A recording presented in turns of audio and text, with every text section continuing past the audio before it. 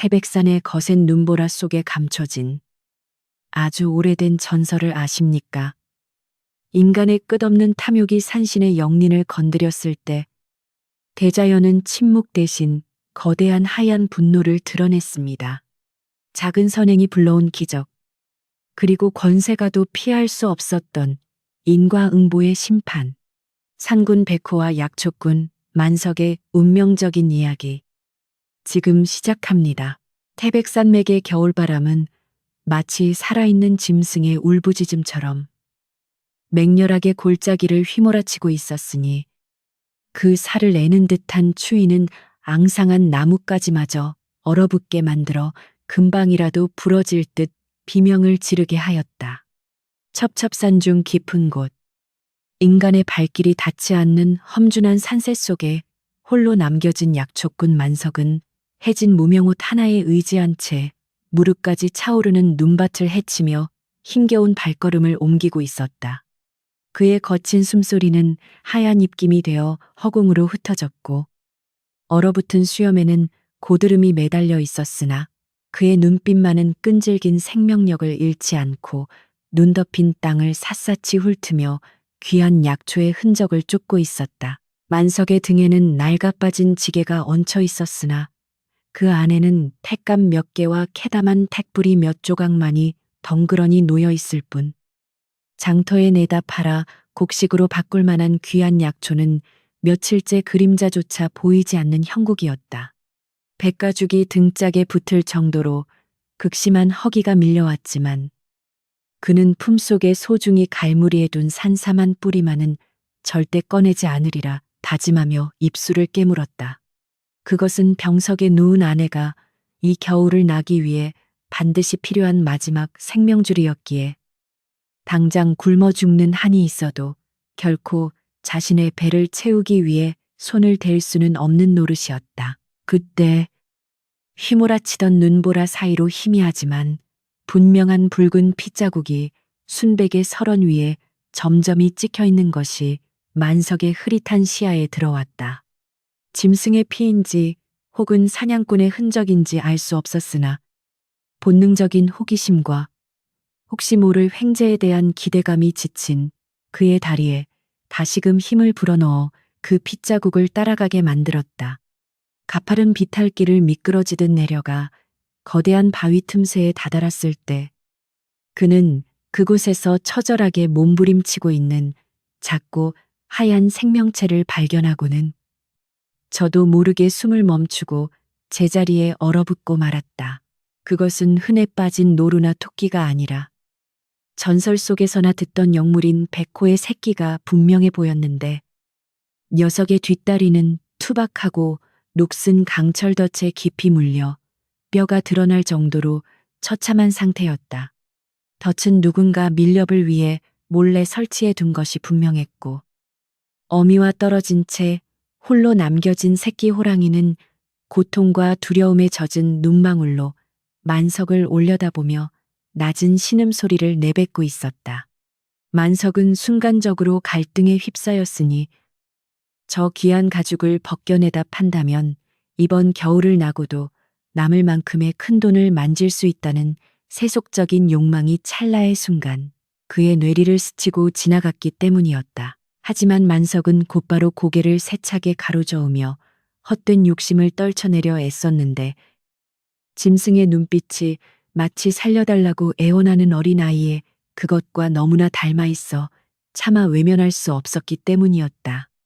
그는 조심스럽게 무릎을 꿇고 녀석에게 다가갔으나 경계심 가득한 새끼 호랑이는 이빨을 드러내며 으르렁거렸고 그 날카로운 기세에 만석은 등골이 서늘해짐을 느꼈다. 그럼에도 불구하고 그는 부드러운 목소리로 짐승을 달래며 품속에서 자신이 그토록 아끼던 비상약과 헝겊 조각을 꺼내 들었으니 이는 짐승을 잡기 위함이 아니라 오로지 구하기 위함이었다. 네가 비록 짐승일지라도 생명의 무게는 다를 바가 없거늘 어찌 인간의 욕심 때문에 이토록 고통받아야 한단 말이냐. 만석은 떨리는 손으로 덫에 강력한 용수철을 잇는 힘껏 벌리기 시작했고 녹슨 쇠붙이가 살을 파고드는 고통을 참아내며 녀석의 다리를 옥죄던 죽음의 이빨을 천천히 풀어내었다.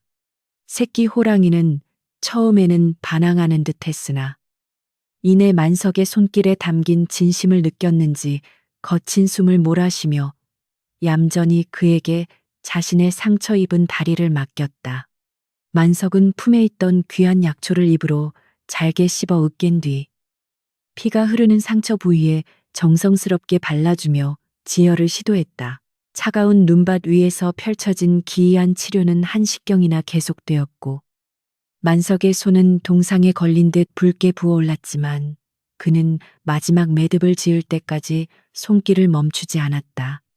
마침내 치료가 끝나자 그는 녀석의 엉덩이를 가볍게 톡톡 두드리며 이제 그만 어미에게 돌아가라 손짓하였고 자유의 몸이 된 새끼 호랑이는 절뚝거리면서도 숲을 향해 몇 걸음 옮기다가 다시 멈춰섰다. 녀석은 뒤를 돌아 만석을 빤히 응시했는데 그 깊고 푸른 눈동자 속에는 짐승의 것이라고는 믿기지 않을 만큼의 깊은 지성과 고마움이 서려 있어 만석의 가슴을 뭉클하게 만들었다. 눈보라는 더욱 거세져 시야를 가렸지만 만석은 녀석이 완전히 시야에서 사라질 때까지 그 자리를 지키며 혹시 모를 다른 위험이 닥치지 않을까 노심초사했다. 그는 빈손으로 돌아가는 자신의 처지가 처량하기는커녕 오히려 가슴 한구석이 뜨겁게 차오르는 알 수 없는 충만감을 느끼며 얼어붙은 손을 호호 불었다. 비록 아내에게 가져다 줄 귀한 약초는 써버렸고 쌀독을 채울 기회는 날려버렸지만 산신령이 굽어 살피는 이 산에서 생명을 구한 일이 결코 헛되지 않을 것이라는 막연한 믿음이 그의 마음을 위로하고 있었다. 날이 저물어 어둠이 깔리기 시작하자 만석은 서둘러 하산을 재촉했는데 굶주린 배와 지친 육체는 천근만근 무거웠으나 발걸음만은 기이할 정도로 가벼웠다.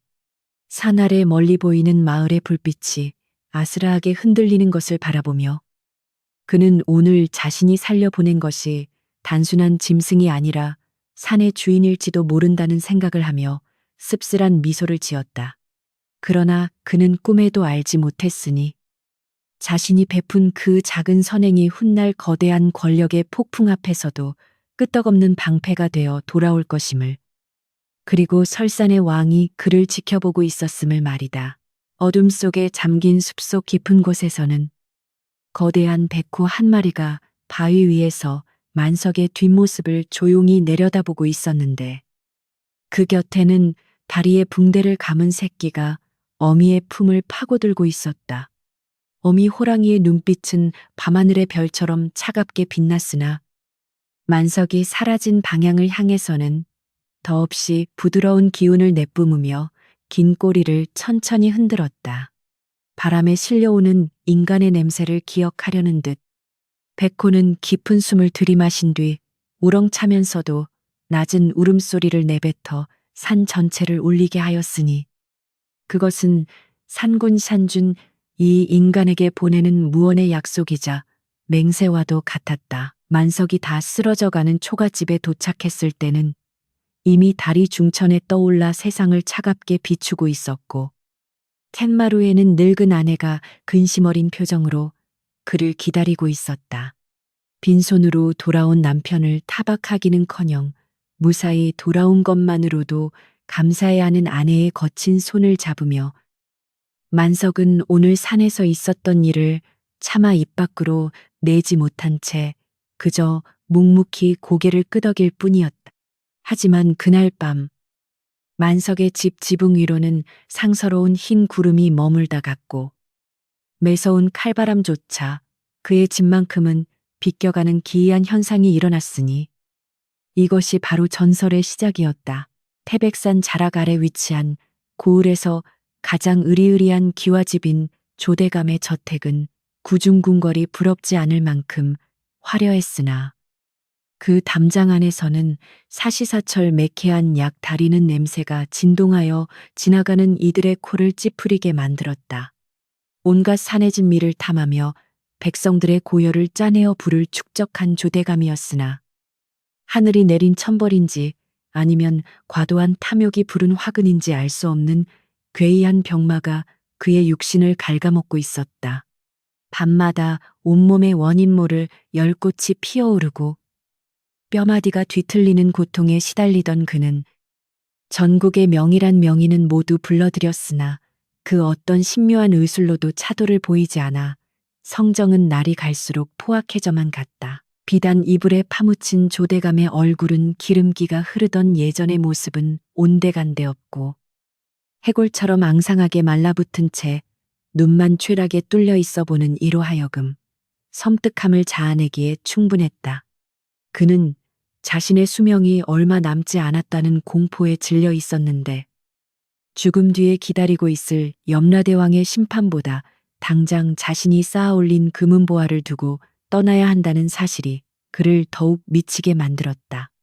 그는 쉰 목소리로 하인들을 닥달하며 불로초라도 구해오라고 고래고래 고함을 질러댔으나 돌아오는 것은 의원들의 한숨과 무능함을 탓하는 자신의 거친 숨소리뿐이었다. 그러던 어느 날 정체불명의 떠돌이 약장수 하나가 조대감의 병세를 듣고 찾아와 솔깃한 이야기를 늘어놓았으니 태백산 깊은 곳 인간의 발길이 닿지 않는 금지된 구역에 천년 묵은 신비한 영약이 자라고 있다는 것이었다.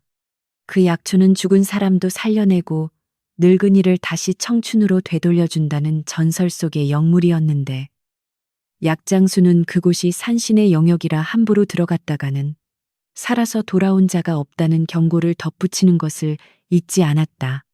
하지만 조대감의 귀에는 위험에 대한 경고 따위는 들리지 않았고 오직 불로장생과 쾌유라는 달콤한 유혹만이 귓가에 맴돌며 꺼져가던 그의 눈동자에 탐욕스러운 불꽃을 다시금 타오르게 했다. 조대감은 당장 고을의 모든 신만이와 사냥꾼들을 자신의 저택마당으로 불러들이라는 엄명을 내렸고 권세를 등에 업은 하인들은 몽둥이를 들고 마을을 쑤시고 다니며 사람들을 강제로 끌고 왔다. 영문도 모른 채 끌려온 수십 명의 사내들이 얼어붙은 마당에 무릎을 꿇고 추위에 떨고 있었는데 그들의 표정에는 하나같이 불안과 공포가 서려 있어 마치 도살장에 끌려온 가축들의 모습과 흡사했다. 조대감의 집사. 뱀처럼 교활한 눈매를 가진 최가놈이 대청마루에 서서 거만한 태도로 그들을 내려다보며 입을 열었으니 그의 목소리는 차가운 겨울바람보다 더 매섭게 사람들의 가슴을 파고들었다. 대감마님께서 너희에게 천금 같은 기회를 주시고자 한다. 태백산 북쪽. 귀신도 피해간다는 검은 골짜기에 들어가 천년 묵은 영약을 찾아오는 자에게는 대대손손 먹고 살 재물을 내리실 것이다. 최가의 말이 끝나기가 무섭게 마당에 모인 사람들 사이에서는 웅성거리는 소리가 터져 나왔으니 그곳은 호랑이 중에서도 가장 흉포한 놈들이 우글거리고 기이한 요괴가 출몰한다는 사지, 스디 중의 사지였기 때문이었다.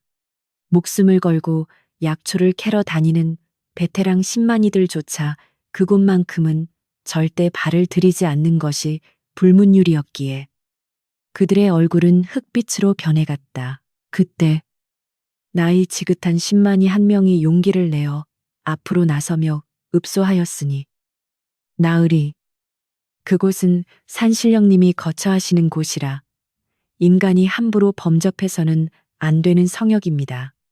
제발 목숨만은 살려주십시오. 라고 애원했다. 그러나 대청마루 문이 벌컥 열리며 병색이 완연하지만 살기가 등등한 조 대감이 나타나 지팡이로 늙은 신만이의 어깨를 내리치며 고함을 질렀다. 내 목숨이 경각에 달렸거늘 산신령 따위가 대수냐. 내 병을 고칠 약을 구해오지 못한다면 너희 놈들의 목숨으로 그 값을 치르게 할 것이다. 조대감의 광기 어린 일갈의 마당은 순식간에 찬물을 끼얹은 듯 고요해졌고 누구 하나 감히 숨소리조차 크게 내지 못한 채 바닥에 머리를 조아릴 뿐이었다. 그는 돈으로 해결되지 않는 일이 없다고 믿어온 자였기에 자연의 섭리조차 자신의 재력과 권력으로 굴복시킬 수 있다고 착각하고 있었다. 그는 자신의 병을 고치기 위해서라면 산 전체를 불태우고 짐승의 씨를 말려버리는 짓이라도 서슴지 않을 위인이었으니 그의 눈에 비친 태백산은 그저 정복해야 할 대상이자 자신의 욕망을 채워줄 도구에 불과했다. 최가는 주인의 뜻을 받들어 사람들 하나하나를 노려보며 협박과 회유를 번갈아 가며 으름장을 놓았으나 선뜻 나서겠다는 자는 아무도 없었다. 그때 군중 속에서 누군가 조심스럽게 입을 열어 이 고을에서 그 험한 산세를 꿰뚫고 있는 자는 오직 만석이 뿐입니다. 그라면 길을 알지도 모릅니다. 라고 속삭였다. 그 소리를 들은 조대감의 귀가 번쩍 뜨였고 그는 당장 그 만석이라는 자를 내 앞에 대령하라며 입가에 비릿한 미소를 머금었다. 가난하지만 정직하게 살아온 만석의 이름이 탐욕스러운 권력자의 입에 오르내리는 순간 비극의 서막은 이미 올랐다고 봐도 무방했다. 한편 산 중턱의 허름한 오두막에서 만석은 아무것도 모른 채 아내를 위해 약탕기를 다리며 정성을 쏟고 있었다. 장작불이 타닥타닥 타오르는 소리와 구수한 약 냄새가 방 안을 가득 채우고 있었으나 창호지 문 밖으로 몰아치는 바람 소리는 예사롭지 않게 들려왔다. 그는 어제 구해준 새끼 호랑이가 무사히 어미 품으로 돌아갔을지 걱정하며 밤하늘을 올려다보았는데 왠지 모를 불안감이 가슴 한구석을 짓누르는 것을 느꼈다. 산신에게 올리는 정화수 한 그릇을 떠놓고 기도를 올리는 그의 등 뒤로 조대감의 하인들이 횃불을 들고 산길을 오르는 불길한 그림자가 서서히 다가오고 있었다. 조대감의 사병들은 마치 산짐승을 사냥하듯 거칠게 만석의 오두막을 포위하기 시작했고 고요했던 산속의 정적은 그들의 거친 발소리와 욕설로 인해 산산조각이 났다. 문을 박차고 들어온 건장한 사내들은 다짜고짜 만석의 멱살을 잡고 끌어내렸고 놀란 아내가 비명을 지르며 말려보았지만 힘없는 늙은이들이 당해낼 재간이 없었다. 대감마님의 명이시다. 잔말 말고 따라오라. 그들의 횡포는 무자비했고 만석은 짐승처럼 질질 끌려가면서도 병든 아내가 다치지 않게 하려고 필사적으로 저항을 멈추고 그들의 요구에 순순히 따르기로 했다. 끌려가는 만석의 시선 끝에는 칠흑 같은 어둠 속에 잠긴 태백산의 검은 능선이 걸려 있었는데 그것은 마치 거대한 짐승이 웅크리고 앉아 인간들의 오만함을 지켜보는 듯한 형상이었다. 그는 자신이 가야 할 곳이 어디인지 직감적으로 알 수 있었으니 그곳은 인간의 탐욕이 닿지 않아야 할 금단의 땅이자 백호가 다스리는 신성한 영토였다. 만석은 마음속으로 산신령에게 용서를 빌며 부디 이 어리석은 인간들의 발걸음이 산의 노여움을 사지 않기를 간절히 기도했다. 조 대감의 저택에 도착한 만석은 마당 한가운데 내동댕이 쳐졌고 화려한 비단옷을 입은 조 대감이 옛마루에 앉아 그를 멸시어린 눈빛으로 내려다보고 있었다. 내 놈이 산을 제 집 안방 드나들 듯 한다는 만석이냐. 내 너에게 큰 상을 내릴 테니 당장 산삼이 있는 곳으로 안내해라. 조 대감의 말은 제안이 아니라 거역할 수 없는 명령이었고 거절할 경우 어떤 끔찍한 일이 벌어질지 예고하는 살기가 담겨 있었다.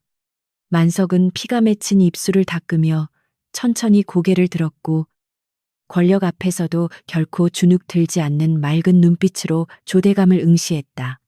나으리, 그곳은 사람이 갈 곳이 못 됩니다. 산에도 주인이 있고 법도가 있는 법. 억지로 취하려 하면 반드시 화를 입게 될 것입니다. 만석의 충언은 조대감의 비위를 거스르기에 충분했고 분노한 조대감은 찻잔을 집어던지며 고함을 질렀다. 내 놈이 감히 내 앞에서 훈계를 하느냐. 산의 주인은 호랑이가 아니라 바로 이 나라의 권세가인 나 조대감이다.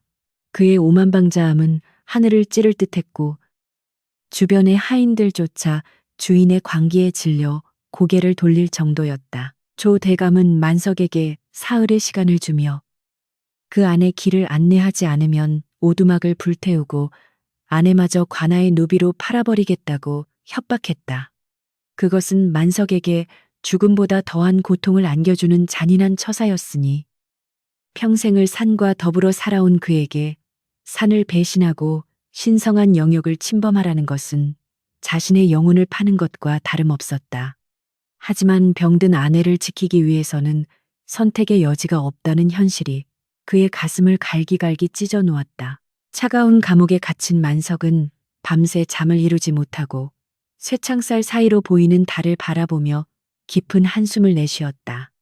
그의 머릿속에는 어제 만났던 새끼 호랑이의 맑은 눈망울과 탐욕에 찌든 조대감의 탁한 눈동자가 겹쳐지며 기묘한 대조를 이루고 있었다.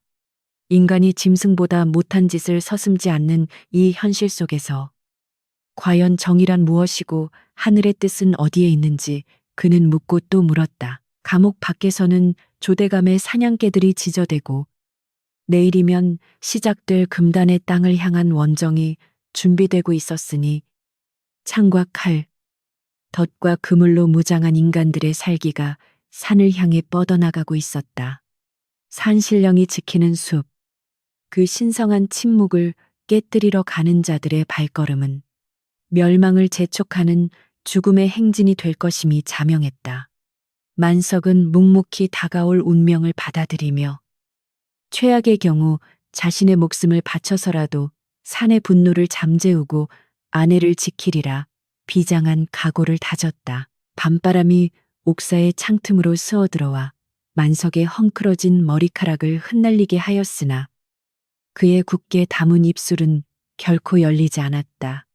멀리서 들려오는 산짐승의 울음소리가 오늘따라 더욱 구슬프게 들려오는 것은 다가올 피바람을 예감한 산군 산준의 경고가 아니었을까. 욕망이라는 이름의 검은 그림자가 태백산의 순백색 설원을 향해 거침없이 입을 벌리고 덤벼들고 있었다. 날이 밝아오자 옥사의 무거운 문이 열리며 날카로운 쇠창살 소리가 정적을 깼고 밤새 추위에 떨며 웅크리고 있던 만석은 거친 손길에 이끌려 다시금 조 대감의 사랑채 마당으로 끌려 나왔다. 밤새 내린 서리로 하얗게 뒤덮인 마당은 마치 죄인을 심판하는 형장처럼 서늘한 기운을 내뿜고 있었는데 그 한가운데 무릎 꿇려진 만석의 초라한 행색은 비단으로 치장된 대감의 저택과 극명한 대조를 이루고 있었다. 조 대감은 따뜻한 화로를 끼고 앉아 곰방대를 물고 있었으나 그의 눈빛은 여전히 병마의 고통과 채워지지 않는 탐욕으로 인해 붉게 충혈되어 있었다. 그는 만석을 향해 어제와는 달리 짐짓 온화한 미소를 짓고 있었으나 그 미소 뒤에 숨겨진 칼날 같은 살기는 오히려 더 큰 공포를 자아내고 있었다. 조대감의 손짓에 하인들이 무거워 보이는 괴짝 두 개를 끙끙거리며 들고 와 만석의 눈앞에 털썩 내려놓았고 뚜껑이 열리는 순간 눈부신 황금 덩어리와 최고급 비단이 아침 햇살을 받아 번쩍였다. 평생 흙바닥을 기며 살아온 만석으로서는 구경조차 해본 적 없는 막대한 재물이었으니 그것은 그가 수백 년을 약초꾼으로 살아도 모을 수 없는 거금이었다. 조대감은 곰방대를 탁탁 털며 느릿한 어조로 입을 열었다. 보거라. 만석아. 네가 그 고집만 꺾는다면 이 모든 것이 네 것이 될 것이다. 썩어가는 초가집 대신 기와집을 짓고 병든 아내에게 쌀밥과 고깃국을 먹이며 남은 생을 호의호식할 수 있단 말이다. 달콤한 유혹의 말이 귓가를 간지럽혔지만 만석의 시선은 황금에 머물지 않고 대감의 뒤편에 걸려있는 족자 속의 호랑이 그림에 잠시 머물렀다. 그는 재물이 주는 안락함보다 그 재물을 취함으로써 얻게 될 죄책감과 산신의 저주가 더 두렵게 느껴졌기에 흔들리는 마음을 다잡으며 마른 침을 삼켰다. 만석은 천천히 고개를 들어 조대감을 똑바로 응시하며 낳지만 단호한 목소리로 답했다. 나으리. 소인은 그저 하루하루 입에 풀칠이나 하며 사는 천한 약초꾼이오나 사람의 목숨을 돈으로 사고 팔 수 없다는 것쯤은 알고 있습니다. 하물며 신령님이 계신 땅을 범하는 대가로 받은 재물이 어찌 목구멍으로 넘어가겠습니까? 만석의 거절에 조대감의 눈썹이 꿈틀거리며 불쾌한 기색이 역력해졌으나 그는 애써 분노를 억누르며 다시 한번 회유를 시도했다. 내 놈이 아직 상황 파악이 덜 된 모양이구나. 산신령이니 뭐니 하는 것은 무지한 백성들이 만들어낸 허상일 뿐이다. 진정한 신은 바로 돈과 권력이다. 내 너의 충심을 높이 사서 마지막으로 기회를 주는 것이니 어리석은 미신 따위는 버리고 현실을 직시하거라.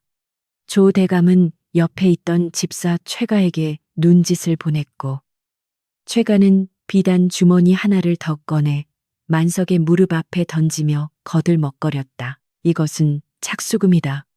길만 알려준다면 이보다 10배는 더 줄 것이니 내 늙은 아내가 죽기 전에 호강 한번 시켜줘야 하지 않겠느냐. 최가의 말은 만석의 가장 아픈 부분을 건드렸고 병석에 누워 찬바람을 맞고 있을 아내의 얼굴이 떠올라 만석의 가슴은 미어지는 듯했다. 그러나 그는 어제 만난 백호 새끼의 맑은 눈망울을 기억해내며 자신이 지금 굴복한다면 산의 모든 생명이 인간의 탐욕에 짓밟히게 될 것임을 뼈저리게 느꼈다. 그것은 단순히 길을 안내하는 문제가 아니라 인간으로서 지켜야 할 최소한의 도리와 자연에 대한 예의를 저버리는 행위였다. 만석은 깊은 한숨을 내쉬며 무릎 앞에 놓인 비단 주머니를 조심스럽게 밀어내었고 바닥에 머리를 조아리며 읍소했다. 죽을 죄를 지었습니다. 대감마님, 허나 그곳은 인간이 발을 들이면 살아서 나올 수 없는 사지스디입니다. 소인이 길을 안내한다 한들 대감마님의 귀한 목숨마저 위태롭게 할 뿐이니 부디 통촉하여 주시옵소서. 그의 말은 진심에서 우러나온 충언이었으나 이미 탐욕의 눈이 먼 조 대감에게는 건방진 하층민의 반항으로밖에 들리지 않았다. 팽팽하게 당겨진 활시위처럼 긴장감이 감돌던 마당의 공기는 순식간에 차갑게 얼어붙었다. 이놈이 감히 조대감은 마침내 참았던 분노를 터뜨리며 들고 있던 찻잔을 만석의 머리 위로 집어던졌고 쨍그랑하는 소리와 함께 뜨거운 찬물이 만석의 이마를 타고 흘러내렸다. 내 호의를 이따위 헛소리로 짓밟다니. 내 놈이 정령 살고 싶지 않은 모양이구나. 산신령이 무서운 줄은 알면서 내 권세가 무서운 줄은 모른단 말이냐. 조대감은 자리에서 벌떡 일어나 지팡이로 바닥을 쿵쿵 내리찍으며 고래고래 고함을 질러댔고 주변의 하인들은 주인의 진노에 기겁하며 몸을 움츠렸다. 집사 최가가 기다렸다는 듯이 비열한 웃음을 흘리며 앞으로 나서서 조대감의 귀에 무언가 속삭였고 조대감의 얼굴에는 잔인한 미소가 번지기 시작했다. 그래. 내 놈이 목숨보다 소중히 여기는 것이 무엇인지 내 잘 알고 있다. 네가 끝까지 입을 열지 않는다면 내 놈이 살던 그 썩어빠진 오두막을 당장 불태워버릴 것이다. 그리고 내 병든 아내를 끌고 와 이 추운 마당에서 내 놈이 보는 앞에서 얼어 죽게 만들 테다. 그것은 단순한 협박이 아니라 실제로 행해질 예고된 살인이나 다름없었다. 만석의 눈동자가 심하게 흔들렸고 주먹을 쥔 손톱이 손바닥을 파고들어 피가 배어 나올 지경에 이르렀다. 자신의 목숨은 버릴 수 있어도 평생 고생만 시킨 아내를 끔찍한 고통 속에 밀어넣을 수는 없다는 절박함이 그의 이성을 마비시킬 듯이 몰아쳤다. 입을 열어 길을 알려준다면 당장의 화는 면할 수 있겠지만 그것은 영원히 씻을 수 없는 죄악이 되어 남은 생을 괴롭힐 것이 뻔했다. 만석은 고개를 숙인 채 입술을 깨물었고 입안 가득 비릿한 피맛이 번져나갔다. 어떠냐, 이제라도 마음이 바뀌었느냐. 당장 길을 안내하겠다고 맹세한다면 네 아내는 살려주마. 조대감은 승리감에 도취된 목소리로 만석을 압박해왔고 모든 시선이 만석의 입술에 집중되었다. 그러나 만석은 끝내 침묵을 지켰으니 그 침묵은 긍정도 부정도 아닌 불의에 타협하지 않겠다는 처절한 저항의 표시였다. 그는 마음속으로 아내에게 용서를 빌며 차라리 두 사람 모두 깨끗한 죽음을 맞이하는 것이 더러운 삶을 연명하는 것보다 낫다고 스스로를 위로했다. 만석의 침묵이 길어지자 조 대감의 인내심은 바닥을 드러냈고 그의 얼굴은 분노로 흉측하게 일그러졌다. 저놈이 끝까지 나를 능멸하는구나. 여봐라. 당장 가서 저놈의 집을 부수고 불을 질러라. 그리고 그 안에 있는 늙은 년을 끌고 와라. 조 대감의 서슬 퍼런 명령이 떨어지자 대기하고 있던 건장한 사내들이 몽둥이와 횃불을 들고 우르르 밖으로 달려나갔다. 만석은 비명을 지르며 그들을 막으려 했으나 다른 하인들이 달려들어 그를 짓누르고 결박하였다. 안 됩니다, 대감마님. 제발 아내만은 차라리 저를 죽여주십시오. 만석은 짐승처럼 울부짖으며 몸부림쳤으나 조대감은 차가운 비웃음을 남기며 뒤돌아섰다. 기회는 이미 지나갔다. 내 놈의 그 알량한 신념이 가족을 지켜주는지 어디 한번 두고 보자꾸나. 만석은 차가운 땅바닥에 얼굴을 처박힌 채 멀어지는 하인들의 발소리를 들으며 피눈물을 흘렸으나 그의 입에서는 끝내 산으로 가는 길에 대한 정보는 나오지 않았다. 하늘은 잿빛 구름으로 뒤덮여 금방이라도 폭설이 내릴 듯 무거웠고 만석의 절규는 담장 밖으로 퍼져나가지 못한 채 저택 안에서 메아리 쳤다. 권력이라는 거대한 바위 앞에서 달걀처럼 부서져 버린 한 힘없는 약초꾼의 비극은 이제 돌이킬 수 없는 파국으로 치닫고 있었다. 만석은 흐려지는 의식 속에서도 산 쪽을 바라보며 부디 상궁께서 이 무도한 인간들을 용서치 마시기를 간절히 빌고 또 빌었다. 한편 조대감의 명을 받은 패거리들이 산길을 오르며 내뿜는 살기는 산짐승들조차 숨을 죽이게 만들었고 고요하던 숲은 다가올 폭력을 예감한 듯 기괴한 침묵에 잠겼다. 바람이 방향을 바꾸어 산 아래로 불어오기 시작했는데 그 바람 속에는 짐승의 털 냄새와 함께 알 수 없는 비릿한 피 냄새가 섞여 있어 횃불을 든 사내들의 등골을 오싹하게 만들었다. 하지만 눈앞의 보상에 눈이 먼 그들은 불길한 징조를 애써 무시하며 만석의 오두막을 향해 발걸음을 재촉했다. 만석은 밧줄에 묶인 채 헛간으로 내동댕이 쳐졌고 멍하니 허공을 응시하는 그의 눈에는 초점 없는 절망만이 가득했다.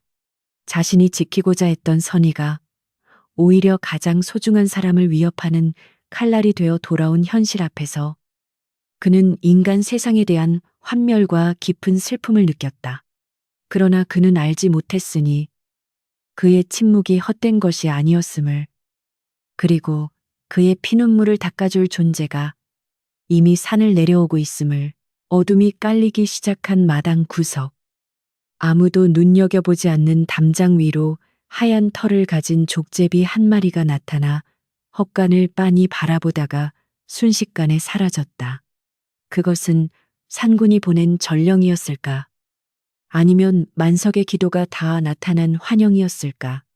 분명한 것은 조 대감이 건드려서는 안 될 영린을 건드렸다는 사실이었고 그 대가는 황금으로도 비단으로도 치를 수 없는 혹독한 것이 될 터였다. 저 멀리 산 중턱에서 붉은 화염이 치솟아 오르는 것이 헛간의 틈새로 보이기 시작했고 만석은 가슴을 쥐어뜯으며 소리 없는 오열을 토해냈다. 타오르는 불길은 마치 악마의 혓바닥처럼 밤하늘을 핥고 있었으나 그 불빛 뒤편 검은 숲속에서 두 개의 푸른 안광이 이글거리며 그 장면을 지켜보고 있다는 사실을 아는 이는 아무도 없었다. 폭풍전야의 고요는 끝났고 이제 진짜 폭풍이 몰아칠 차례였다. 검은 연기가 태백산 중턱을 휘감아 돌며 밤하늘로 치솟았고 그 불길한 붉은 빛은 멀리 떨어진 조 대감의 저택 마당까지 비추어 만석의 절망적인 얼굴을 붉게 물들였다.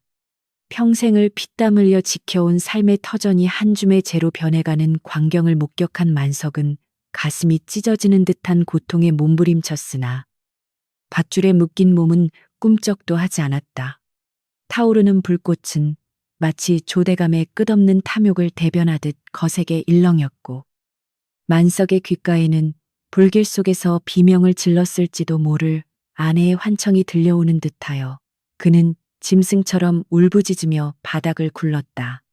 그러나 그 처절한 절규조차 권력자들의 비웃음 소리에 묻혀 허공으로 흩어질 뿐이었다. 이윽고 산을 내려온 하인들이 거친 숨을 몰아쉬며 저택으로 들어섰는데 그들의 옷자락에서는 매캐한 그을음 냄새와 함께 비릿한 피냄새가 진동하였다. 그들은 대감에게 임무를 완수했음을 알리며 낄낄거렸고 그중 우두머리 격인 자가 만석의 앞에 다가와 숯검정이 묻은 신발로 그의 얼굴을 짓밟으며 조롱 섞인 말을 내뱉었다. 내 놈의 그 썩어 빠진 오두막은 아주 잘 타더구나. 네 늙은 마누라는 잽싸게 도망쳤는지 보이지 않던데. 아마 이 엄동설 안에 산짐승 밥이나 되었겠지. 그 잔인한 말은 만석의 심장에 비수를 꽂는 것과 같았고 그는 정신을 잃을 듯한 분노에 치을 떨었다. 조대감은 퀴마루에 앉아 이 모든 광경을 유의를 즐기듯 지켜보고 있었는데 그의 눈에는 일말의 죄책감도 서려 있지 않았다. 그는 하인들에게 손짓하여 만석의 결박을 풀게 한 뒤 대문 밖으로 끌어내어 본보기를 보이라고 명령했다. 십수명의 장정들이 달려들어 만석을 개처럼 끌고 나갔고 대문 밖 차가운 눈밭 위에 그를 내동댕이 쳤다. 몽둥이가 비 오듯 쏟아지기 시작했고 뼈가 부러지고 살이 터지는 둔탁한 소리가 밤의 정적을 깨뜨리며 울려 퍼졌다. 만석은 고통에 신음하면서도 끝내 살려달라는 말은 하지 않았고 그저 이를 악물고 이 모든 원한을 뼈에 새기려 했다. 이놈이 아직도 도끼가 서려 있구나. 더 세게 쳐라. 감히 대감마님의 뜻을 거역한 대가가 무엇인지 뼈저리게 느끼게 해주어라. 집사 최가는 옆에서 깐족거리며 하인들을 부추겼고 매질은 더욱 가혹해져만 갔다. 만석의 의식은 점차 흐려져 갔고 눈앞의 세상은 핏빛으로 물들어갔으나 흐려지는 시야 속에서도 조대감의 저택은 난공불락의 요새처럼 거대하고 위압적으로 서 있었다. 하늘도 무심하시지. 어찌 이토록 악한 자들은 번성하고 선한 자들은 고통받아야 한단 말인가. 만석은 피 섞인 기침을 토해내며 하늘을 향해 소리 없는 원망을 쏟아냈다. 폭행은 한 식경이 넘도록 계속되었고 만석이 더 이상 움직이지 않고 축 늘어지자 그제야 몽둥이질이 멈추었다. 하인들은 침을 뱉으며 쓰러진 만석을 발로 툭툭 건드려 보더니 이 날씨에 이 정도 맞았으면 오늘 밤을 넘기기 힘들 것이다. 라며 낄낄거렸다. 그들은 만석을 마치 쓰레기처럼 길가에 버려둔 채 굳게 닫힌 대문 안으로 사라져 버렸다.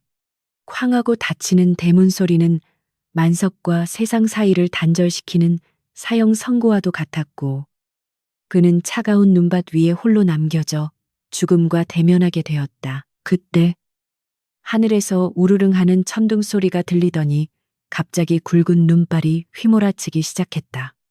겨울 폭풍이 시작된 것이었다. 매서운 칼바람은 만석의 찢어진 옷자락 사이로 파고들어 상처 입은 살점을 얼어붙게 만들었고 체온은 급격히 떨어져 갔다. 하지만 만석은 이대로 죽을 수 없다는 일념 하나로 꿈틀거리기 시작했다. 아내의 생사를 확인해야 한다는 집념. 그리고 억울하게 죽어간다면 귀신이 되어서라도 저들에게 복수하겠다는 한흔. 이 꺼져가는 생명의 불씨를 다시 지폈다. 그는 피투성이가 된 손으로 눈바닥을 짚으며 불타버린 집이 있는 산 쪽을 향해 기어가기 시작했다. 한치 앞도 보이지 않는 눈보라 속에서 만석은 방향 감각을 잃고 몇 번이나 눈 구덩이에 처박혔지만 본능적으로 산의 냄새를 쫓아 몸을 움직였다. 손톱이 빠지고 무릎이 까져 선혈이 낭자했지만 그는 고통조차 느끼지 못할 만큼 마비된 상태였다. 여보, 조금만 기다려. 내 곧 갈 테니. 그의 입술에서는 헛소리 같은 중얼거림이 새어나왔고 그 소리는 바람 소리에 묻혀 사라졌다.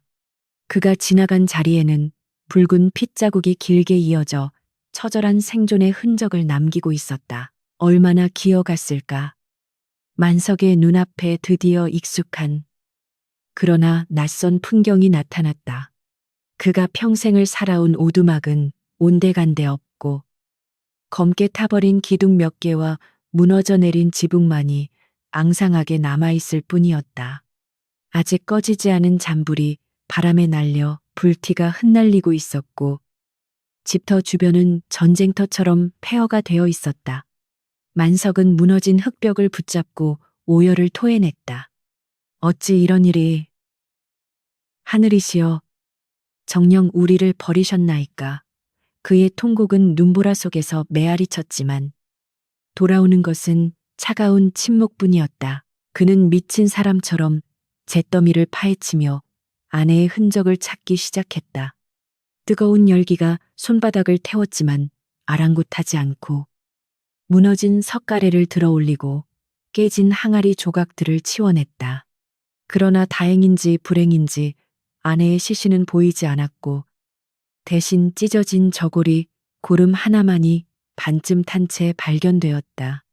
그것은 아내가 누군가에게 끌려갔거나 도망쳤다는 증거였기에 만석은 아주 작은 희망의 끈을 부여잡으면서도 동시에 그녀가 겪고 있을 고초를 생각하며 가슴을 쥐어뜯었다.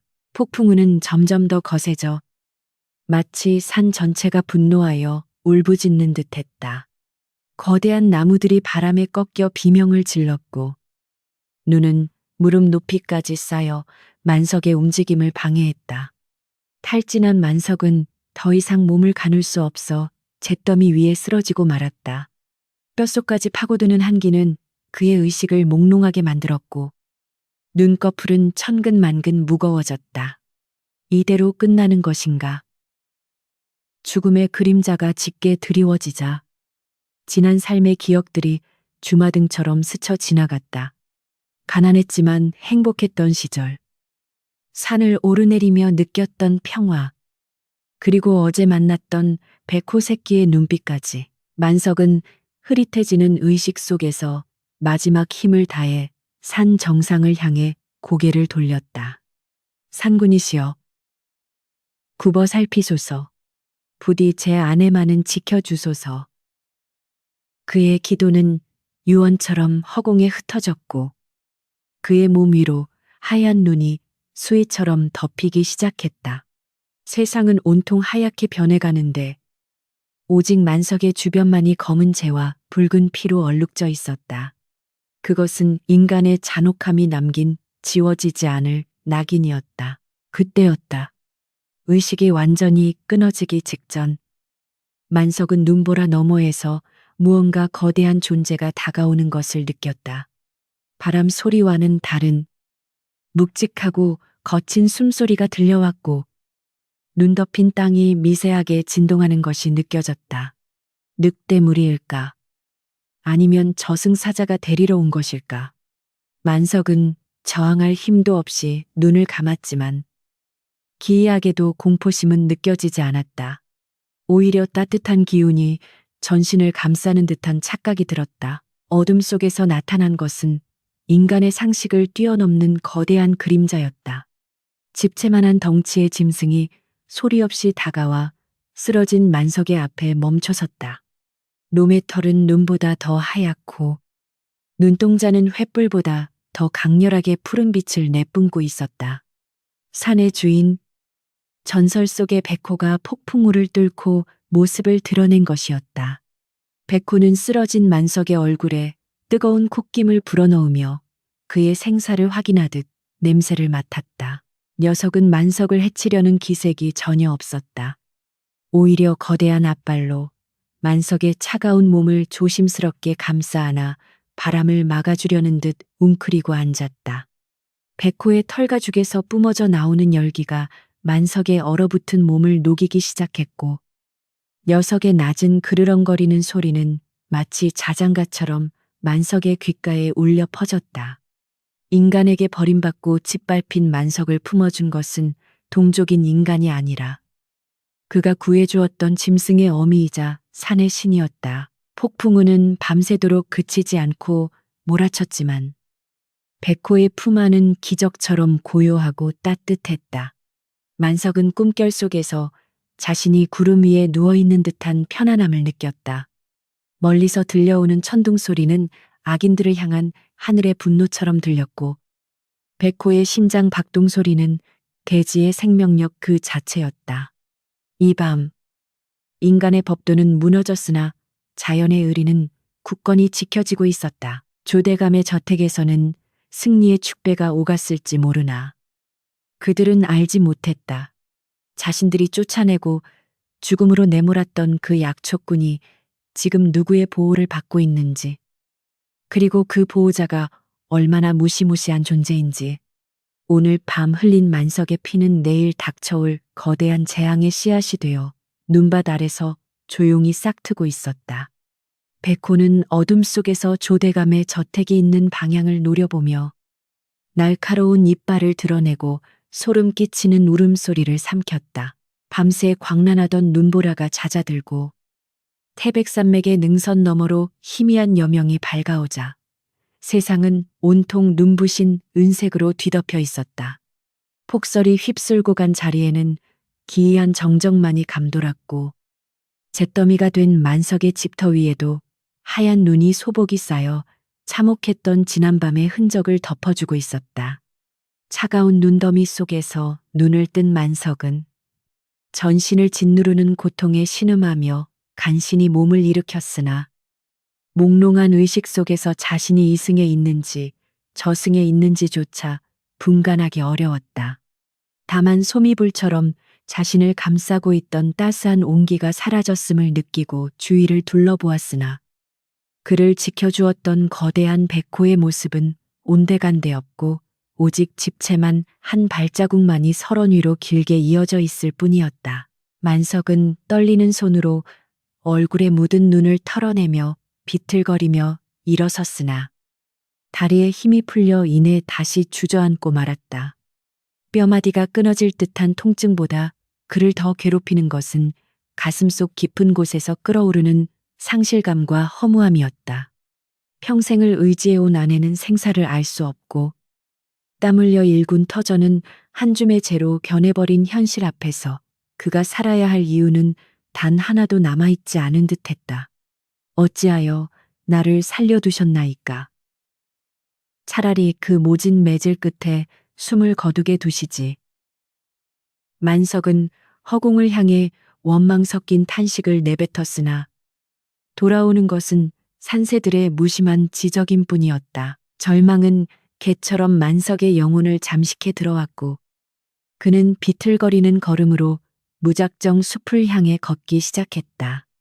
그의 발길이 닿은 곳은 마을로 내려가는 길이 아니라 깎아지른 듯한 절벽이 입을 벌리고 있는 산의 북쪽 벼랑 끝이었다. 천길 낭떠러지 아래로 짙은 안개가 소용돌이치고 있었고 바닥을 알 수 없는 심연은 마치 고통 없는 안식을 약속하는 듯 달콤하게 그를 유혹하고 있었다. 만석은 멍한 눈으로 그 깊은 어둠을 내려다보며 한 발짝만 더 내디디면 이 지긋지긋한 고통과 억울함에서 해방될 수 있으리라는 생각에 사로잡혔다. 여보, 내 먼저 가서 기다리리다. 부디 저승에서는 배고픔도 없고 매질도 없는 곳에서 만납시다. 만석은 눈을 질끈 감고 마지막 기도를 올리며 절벽을 향해 몸을 던지려 하였다.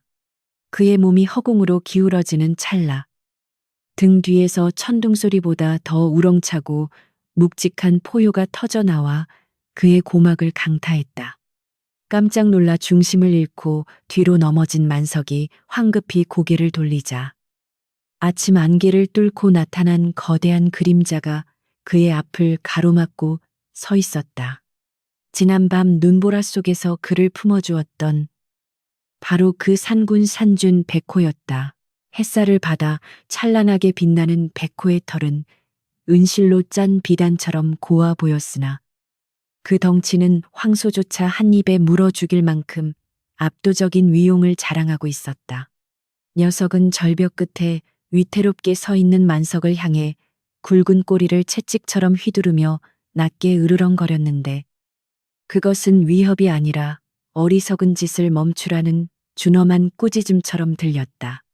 만석은 넋을 잃고 그 거대한 짐승을 올려다보았고 백호의 이마에 새겨진 임금, 왕자 무늬가 마치 살아있는 듯 꿈틀거리는 것을 보며 전신에 소름이 돋는 것을 느꼈다. 오지 마시오.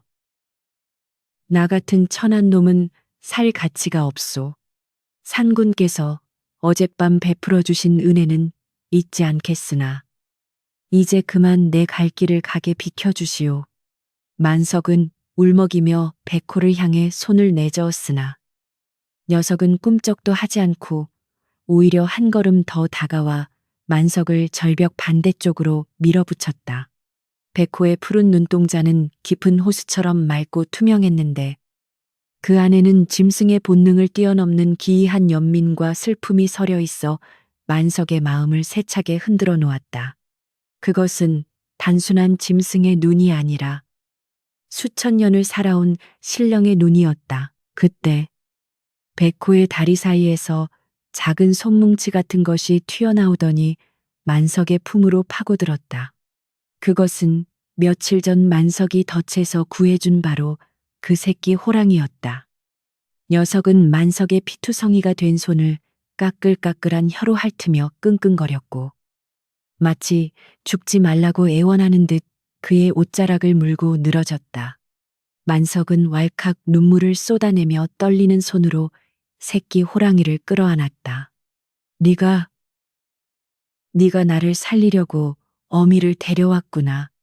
미물도 은혜를 아는데 인간이란 것들은 어찌 이다지도 잔혹하단 말이냐.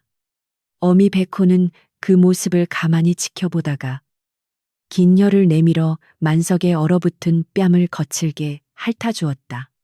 호랑이의 혀에 돋은 돌기가 살갗을 긁는 듯 했으나 그 뜨거운 체온은 차갑게 식어버린 만석의 심장에 다시금 뜨거운 피가 돌게 만들었다. 만석은 깨달았다. 산이 자신을 버리지 않았다는 것을, 그리고 이 거대한 자연의 주인이 자신의 생명을 지키기 위해 직접 나섰다는 사실을. 죽으려던 마음은 봄눈 녹듯 사라지고 그 자리에 뜨거운 생존 본능과 알 수 없는 사명감이 차오르기 시작했다. 백호는 만석이 정신을 차린 것을 확인한 듯 고개를 돌려 산 정상 쪽을 바라보며 짧게 짖었다. 따라오라는 신호였다. 만석은 비틀거리는 다리를 억지로 움직여 일어섰고 새끼 호랑이가 앞장서서 종종 걸음으로 길을 안내했다. 기이하게도 백호가 지나가는 곳마다 쌓인 눈이 양옆으로 갈라지며 길이 열렸고 험한 가시덤불은 저절로 휘어지며 그들의 앞길을 터주었다. 만석은 마치 꿈속을 걷는 듯한 기분으로 신령스러운 짐승의 뒤를 따라 인간의 발길이 닿지 않는 금단의 숲으로 깊숙이 들어갔다. 그들이 도착한 곳은 깎아지른 절벽 중간에 숨겨진 천연 동굴이었다.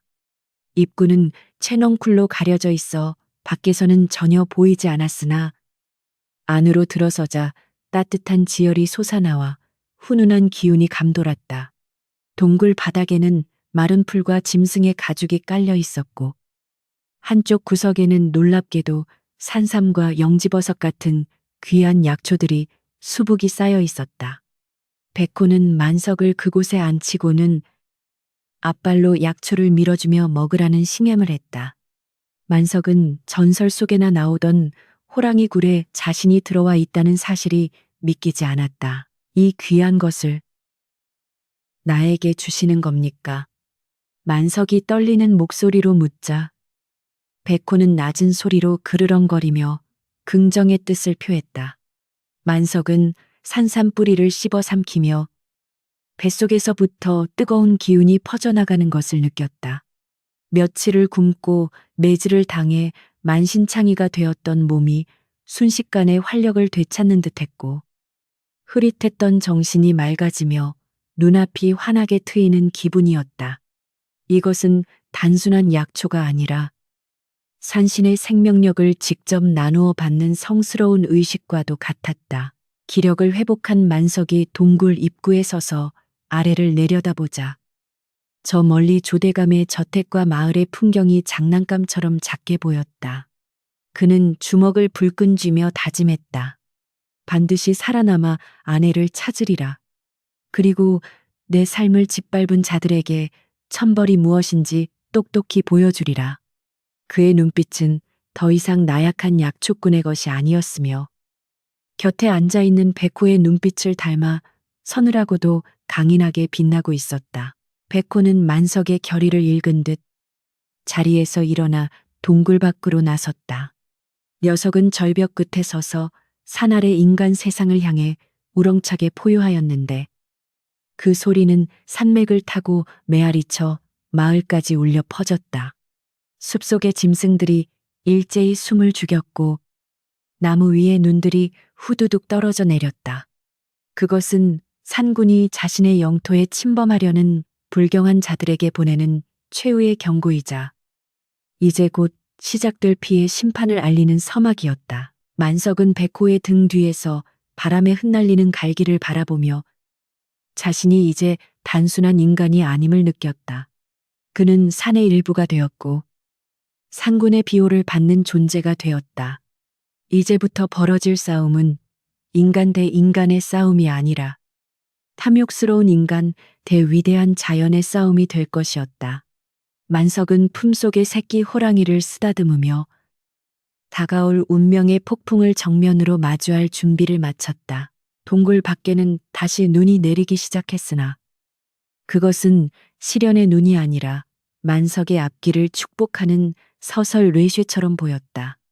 하얀 눈송이 사이로 백호의 푸른 안광이 번뜩였고 만석의 가슴 속에는 뜨거운 불덩이가 자리 잡았다. 절벽의 부름은 죽음의 유혹이 아니라 새로운 생명과 복수를 향한 소명이었던 것이다. 만석이 사라진 지 사흘이 지나도록 아무런 소식이 없자 초조함이 극에 달한 조대감은 더 이상 기다릴 수 없다는 듯 직접 산에 오를 채비를 서둘렀다. 그는 자신의 병세가 악화되어 피를 토하는 지경에 이르렀음에도 불구하고 탐욕의 눈이 멀어 마지막 남은 생명줄을 잡기 위해 광기 어린 집착을 보였다. 전국 각지에서 불러 모은 네로라 하는 사냥꾼 수십 명과 관아의 군졸들까지 동원된 토벌대는 마치 전쟁터로 향하는 군대처럼 위압적인 기세를 뽐내고 있었다. 그들의 허리춤에는 시퍼런 칼과 도끼가 춤을 추었고 등 뒤에는 무거운 활과 화살통이 매달려 있었으며 굶주린 사냥개 10여 마리가 쇠사슬에 묶여 거친 숨을 몰아쉬며 살기를 내뿜고 있었다. 조대감은 푹신한 호피가 깔린 가마에 올라타 산 입구에 도착했는데 그의 눈앞에 펼쳐진 태백산의 웅장한 자태는 경외감을 불러일으키기에 충분했으나 그의 눈에는 그저 정복해야 할 사냥터로 보일 뿐이었다. 내 병을 고칠 약초와 그 산군이라 불리는 짐승의 가죽을 벗겨오는 자에게는 내 전 재산의 절반을 주겠다. 조대감의 선언이 떨어지자 사냥꾼들의 눈빛이 늑대처럼 번뜩였고 그들은 환호성을 지르며 신성한 숲을 향해 거침없이 발을 들여놓았다. 고요했던 산속의 정적은 인간들의 욕망에 찬 함성과 쇠붙이가 부딪히는 소음으로 순식간에 깨지고 말았다. 토벌대의 행렬은 마치 거대한 독사가 산을 타고 오르는 형상과 같았는데 그들이 지나가는 자리마다 초목이 무참히 짓밟히고 꺾여 나갔다. 수백 년을 그 자리에 서서 산을 지켜온 고목들이 길을 낸다는 명목하에 도끼질 몇 번에 허무하게 쓰러졌고, 겨울잠을 자던 작은 산짐승들은 영문도 모른 채 굴 밖으로 끌려나와 사냥개들의 먹잇감이 되었다. 하얀 눈밭은 흙탕물과 짐승들의 핏자국으로 얼룩져갔고, 향긋한 솔내음 대신 역겨운 땀 냄새와 피비린내가 숲을 가득 채우기 시작했다. 이는 단순한 약초 채집이 아니라 자연에 대한 선전포고이자 침략 행위나 다름없었다. 사냥꾼들은 산신의 영역이라는 경고를 비웃기라도 하듯 숲 곳곳에 끔찍한 덫과 올무를 설치하며 전진했다. 날카로운 쇠창이 박힌 함정을 파고 낙엽으로 교묘하게 덮어놓는가 하면 짐승의 발목을 절단낼 만큼 강력한 위력을 가진 강철덫을 길목마다 배치하였다. 그들은 낄낄거리며 잡담을 나누었고, 신성한 바위에 침을 뱉거나 오줌을 갈기며 산을 모독하는 행위를 서슴지 않았다. 산신령 귀신, 신나락 까먹는 소리털 달린 짐승일 뿐인데 가죽 벗겨서 술안주나 하면 딱 좋겠구만. 그들의 오만함은 하늘을 찌를 듯했고, 두려움 따위는 이미 돈주머니 속에 팔아넘긴 지 오래였다. 중턱을 넘어설 무렵 선두에 섰던 노련한 사냥꾼 하나가 갑자기 손을 들어 행렬을 멈추어 세웠다. 그는 바닥에 무릎을 꿇고 눈 위에 찍힌 거대한 발자국을 유심히 살펴보더니 얼굴이 사색이 되어 뒤를 돌아보았다. 대감마님, 이것은 보통 놈이 아닙니다. 발자국 크기가 소뚜껑만 한 것이 소문으로만 듣던 그 백호가 분명합니다. 사냥꾼의 떨리는 목소리에 주변의 군졸들이 술렁이기 시작했고, 사나운 사냥개들조차 꼬리를 말아넣고 낑낑거리는 이상 반응을 보였다. 그러나 가마문을 열고 나온 조대감의 눈은 오히려 탐욕으로 더욱 이글거렸다. 호들갑 떨지 마라. 덩치가 크면 클수록 약이 되는 법이다. 놈의 쓸개와 피는 죽은 사람도 살린다 하였으니 무슨 수를 써서라도 놈을 생포해야 한다. 조대감은 채찍을 휘두르며 주춤하는 사냥꾼들을 독려했고, 공포심은 금세 일확천금의 욕망에 가려져 다시금 행군이 시작되었다. 그들은 발자국을 따라 더욱 깊고 험한 골짜기로 들어섰는데, 그곳은 햇빛조차 제대로 들지 않는 음습한 지역으로 예로부터 사람들이 얼씬도 하지 않던 금단의 구역이었다. 숲이 깊어질수록 공기는 눈에 띄게 차가워졌고, 뼛속까지 파고드는 한기의 사람들의 입에서는 저절로 욕설이 터져나왔다. 기이하게도 바람 소리가 마치 여인의 울음소리처럼 구슬프게 들려왔고, 멀쩡하던 나무들이 갑자기 뿌리째 뽑혀 길을 막는 등 괴이한 현상들이 잇따라 발생했다. 하지만 조대감은 이를 무시한 채 오로지 전진만을 명령했고, 길을 막는 나무는 불을 질러 태워버리라고 고함을 질렀다. 활활 타오르는 불길이 숲의 일부를 집어삼키며 검은 연기를 내뿜자 산속의 생명체들은 비명을 지르며 흩어졌고, 산은 고통 속에 몸부림쳤다. 토벌대는 마침내 만석이 떨어지려 했던 그 절벽 아래 계곡에 도착했는데, 그곳은 안개가 자욱하여 한치 앞을 분간하기 어려운 미군과도 같았다. 사냥개들이 허공을 향해 미친 듯이 지저대기 시작했고, 사냥꾼들은 본능적으로 활시위를 당기며 경계를 늦추지 않았다.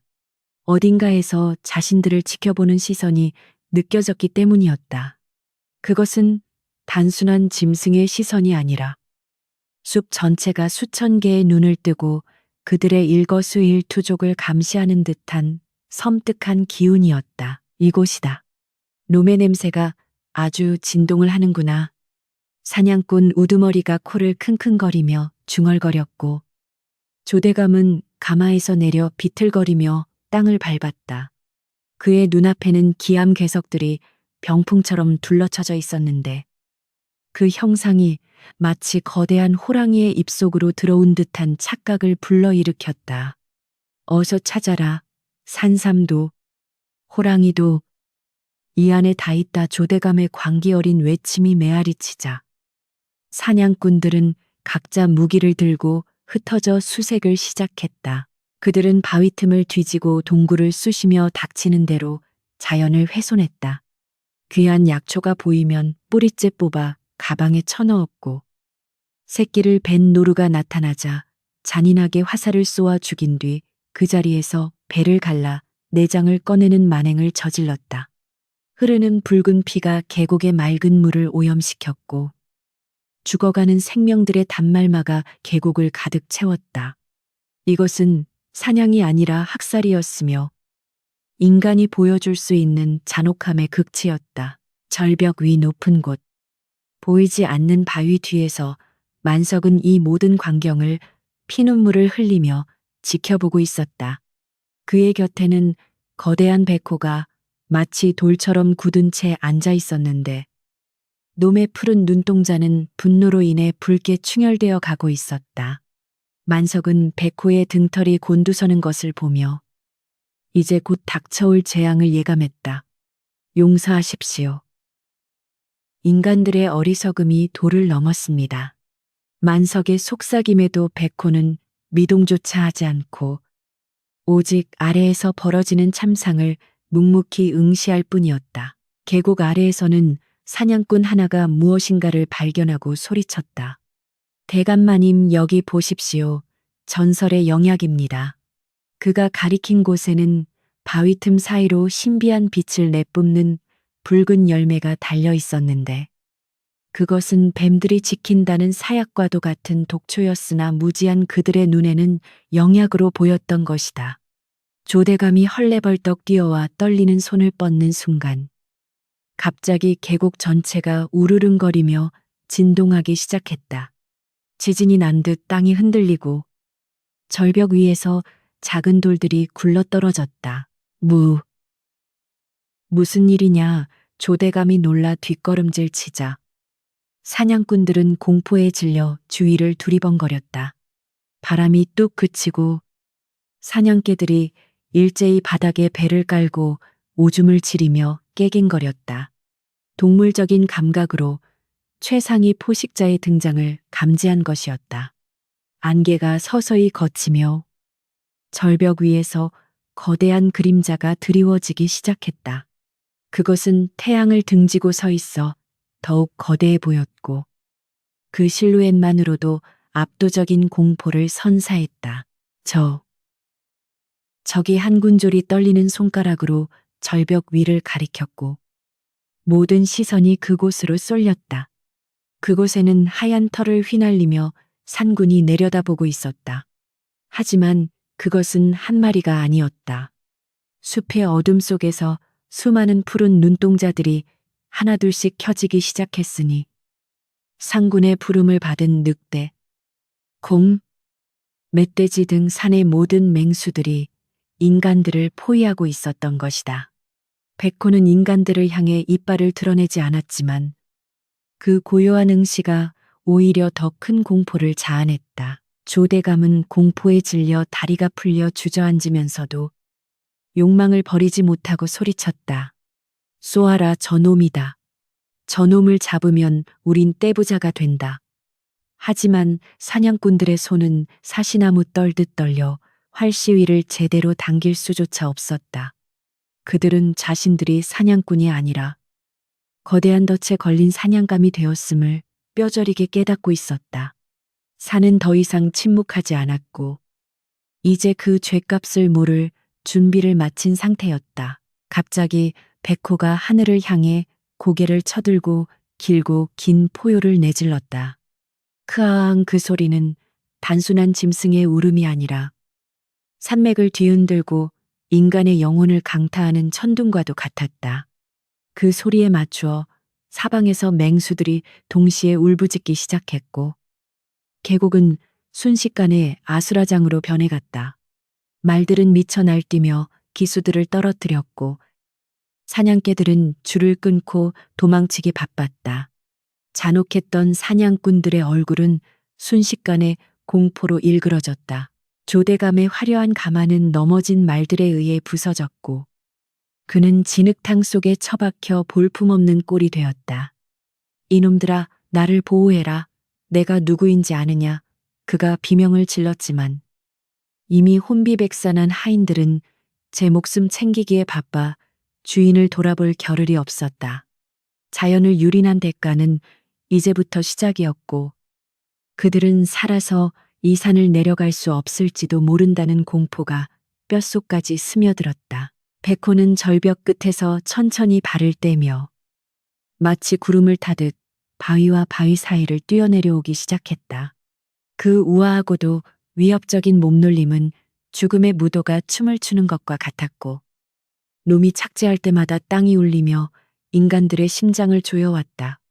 만석은 슬픈 눈으로 그 광경을 바라보며 중얼거렸다. 인과응보.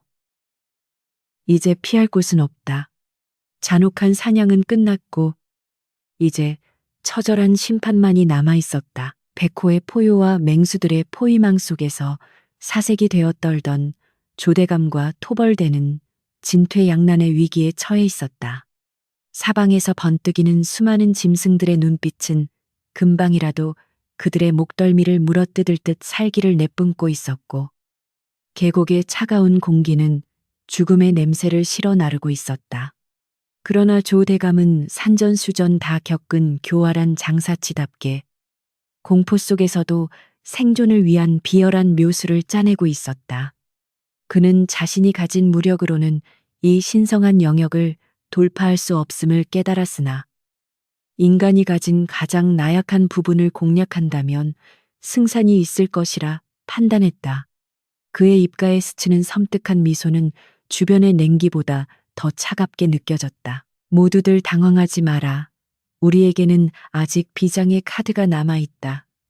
조대감은 쉰 목소리로 악을 쓰며 뒤따르던 하인들에게 신호를 보냈다. 그러자 겁에 질려 바위 뒤에 숨어있던 덩치 큰 사내 2명이 큼지막한 자루 하나를 질질 끌고 앞으로 나왔다. 그 자루 안에서는 무엇인가 꿈틀거리고 있었고 억눌린 비명과 흐느낌이 새어 나오고 있어 보는 이들의 등골을 오싹하게 만들었다. 조대감의 손짓에 자루가 거칠게 풀어 헤쳐지자 그 안에서 튀어나온 것은 흙투성이가 된 채 공포에 질려있는 어린아이였다. 그 아이는 바로 만석의 하나뿐인 손자 석이었다. 읍내에 나가 햇바느질을 하는 어미를 대신해 가끔씩 할아버지를 찾아와 말동무가 되어주던 효심 깊은 아이가 할아버지의 안부를 묻으러 산에 왔다가 조대감의 패거리에게 붙잡힌 것이었다. 10살도 채 되지 않은 아이의 얼굴은 멍투성이었고 작은 손은 거친 밧줄에 묶여 피가 배어나오고 있었다. 석이는 주위를 둘러싼 흉악한 어른들과 숲속의 맹수들을 번갈아 보며 사시나무 떨듯 떨었고 터져나오는 울음을 삼키며 애타게 할아버지를 찾았다. 할아버지, 할아버지, 어디 계세요? 무서워요. 절벽이 바위 틈에서 이 광경을 지켜보던 만석의 심장은 그 순간 멈추는 듯 했다. 자신의 목숨보다 귀한 손자가 저 짐승만도 못한 인간들의 소나귀에 잡혀 죽음의 문턱에 서 있는 모습을 보자 눈앞이 캄캄해지고 숨이 턱 막혀왔다. 그는 무의식적으로 비명을 지르며 앞으로 뛰쳐나가려 했으나 다리에 힘이 풀려 주저앉고 말았다. 아내는 생사를 알 수 없고 집은 불탔으며 이제 마지막 남은 혈육마저 잃게 된다면 그가 살아갈 이유가 무엇이란 말인가. 만석의 눈에서는 피눈물이 주르륵 흘러내려 얼어붙은 땅을 적셨다. 조대감은 석이의 목에 시퍼런 단검을 들이대며 절벽 위 어딘가에 숨어 있을 만석을 향해 고래고래 소리를 질렀다. 만석아, 내 놈이 이 아이의 목숨보다 짐승놈들의 안위가 더 중요하다면 계속 숨어 있거라. 하지만 네가 나오지 않는다면 이 아이의 목을 베어 저 늑대놈들의 먹이로 던져줄 것이다. 아이의 자지러지는 울음소리가 계곡을 울리며 메아리쳤고 그 처절한 소리는 맹수들의 으르렁거리는 소리마저 잠재울 만큼 비통했다. 만석은 고통에 몸부림치며 옆에 앉아있는 백호를 올려다보았다. 산구는 마치 모든 것을 알고 있다는 듯 깊고 고요한 눈으로 만석을 내려다보고 있었다. 그 눈빛은 만석에게 선택을 강요하지 않았으나 만석은 알고 있었다.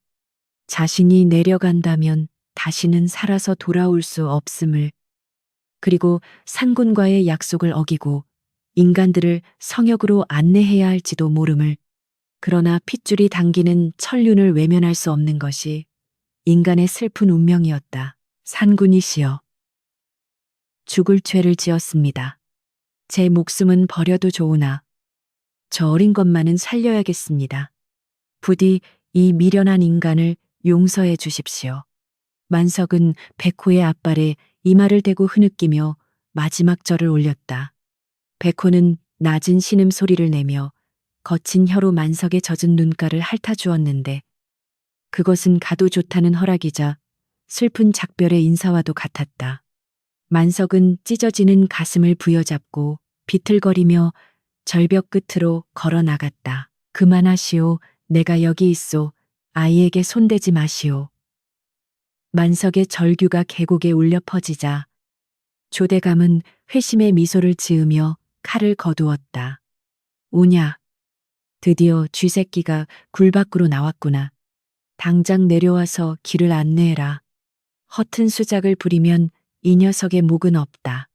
만석은 험한 비탈길을 굴러떨어지듯 내려와 조대감의 앞에 무릎을 꿇었다. 그의 옷은 찢겨나가고 온몸은 상처투성이었으나 손자를 바라보는 눈빛만은 애처롭고도 간절했다. 서가, 괜찮냐? 할아버지가 왔다. 이제 괜찮다. 만석이 묶인 손으로 아이를 안으려 하자 조대감의 하인들이 그를 발로 차 넘어뜨리고 거칠게 결박했다. 약속이 다르지 않습니까? 내가 내려왔으니 아이는 보내주시오. 만석이 항변했지만 조대감은 비열하게 웃으며 고개를 저었다. 이런 멍청한 놈. 내 놈이 딴 마음을 품고 우리를 엉뚱한 곳으로 유인할지 어찌 믿겠느냐.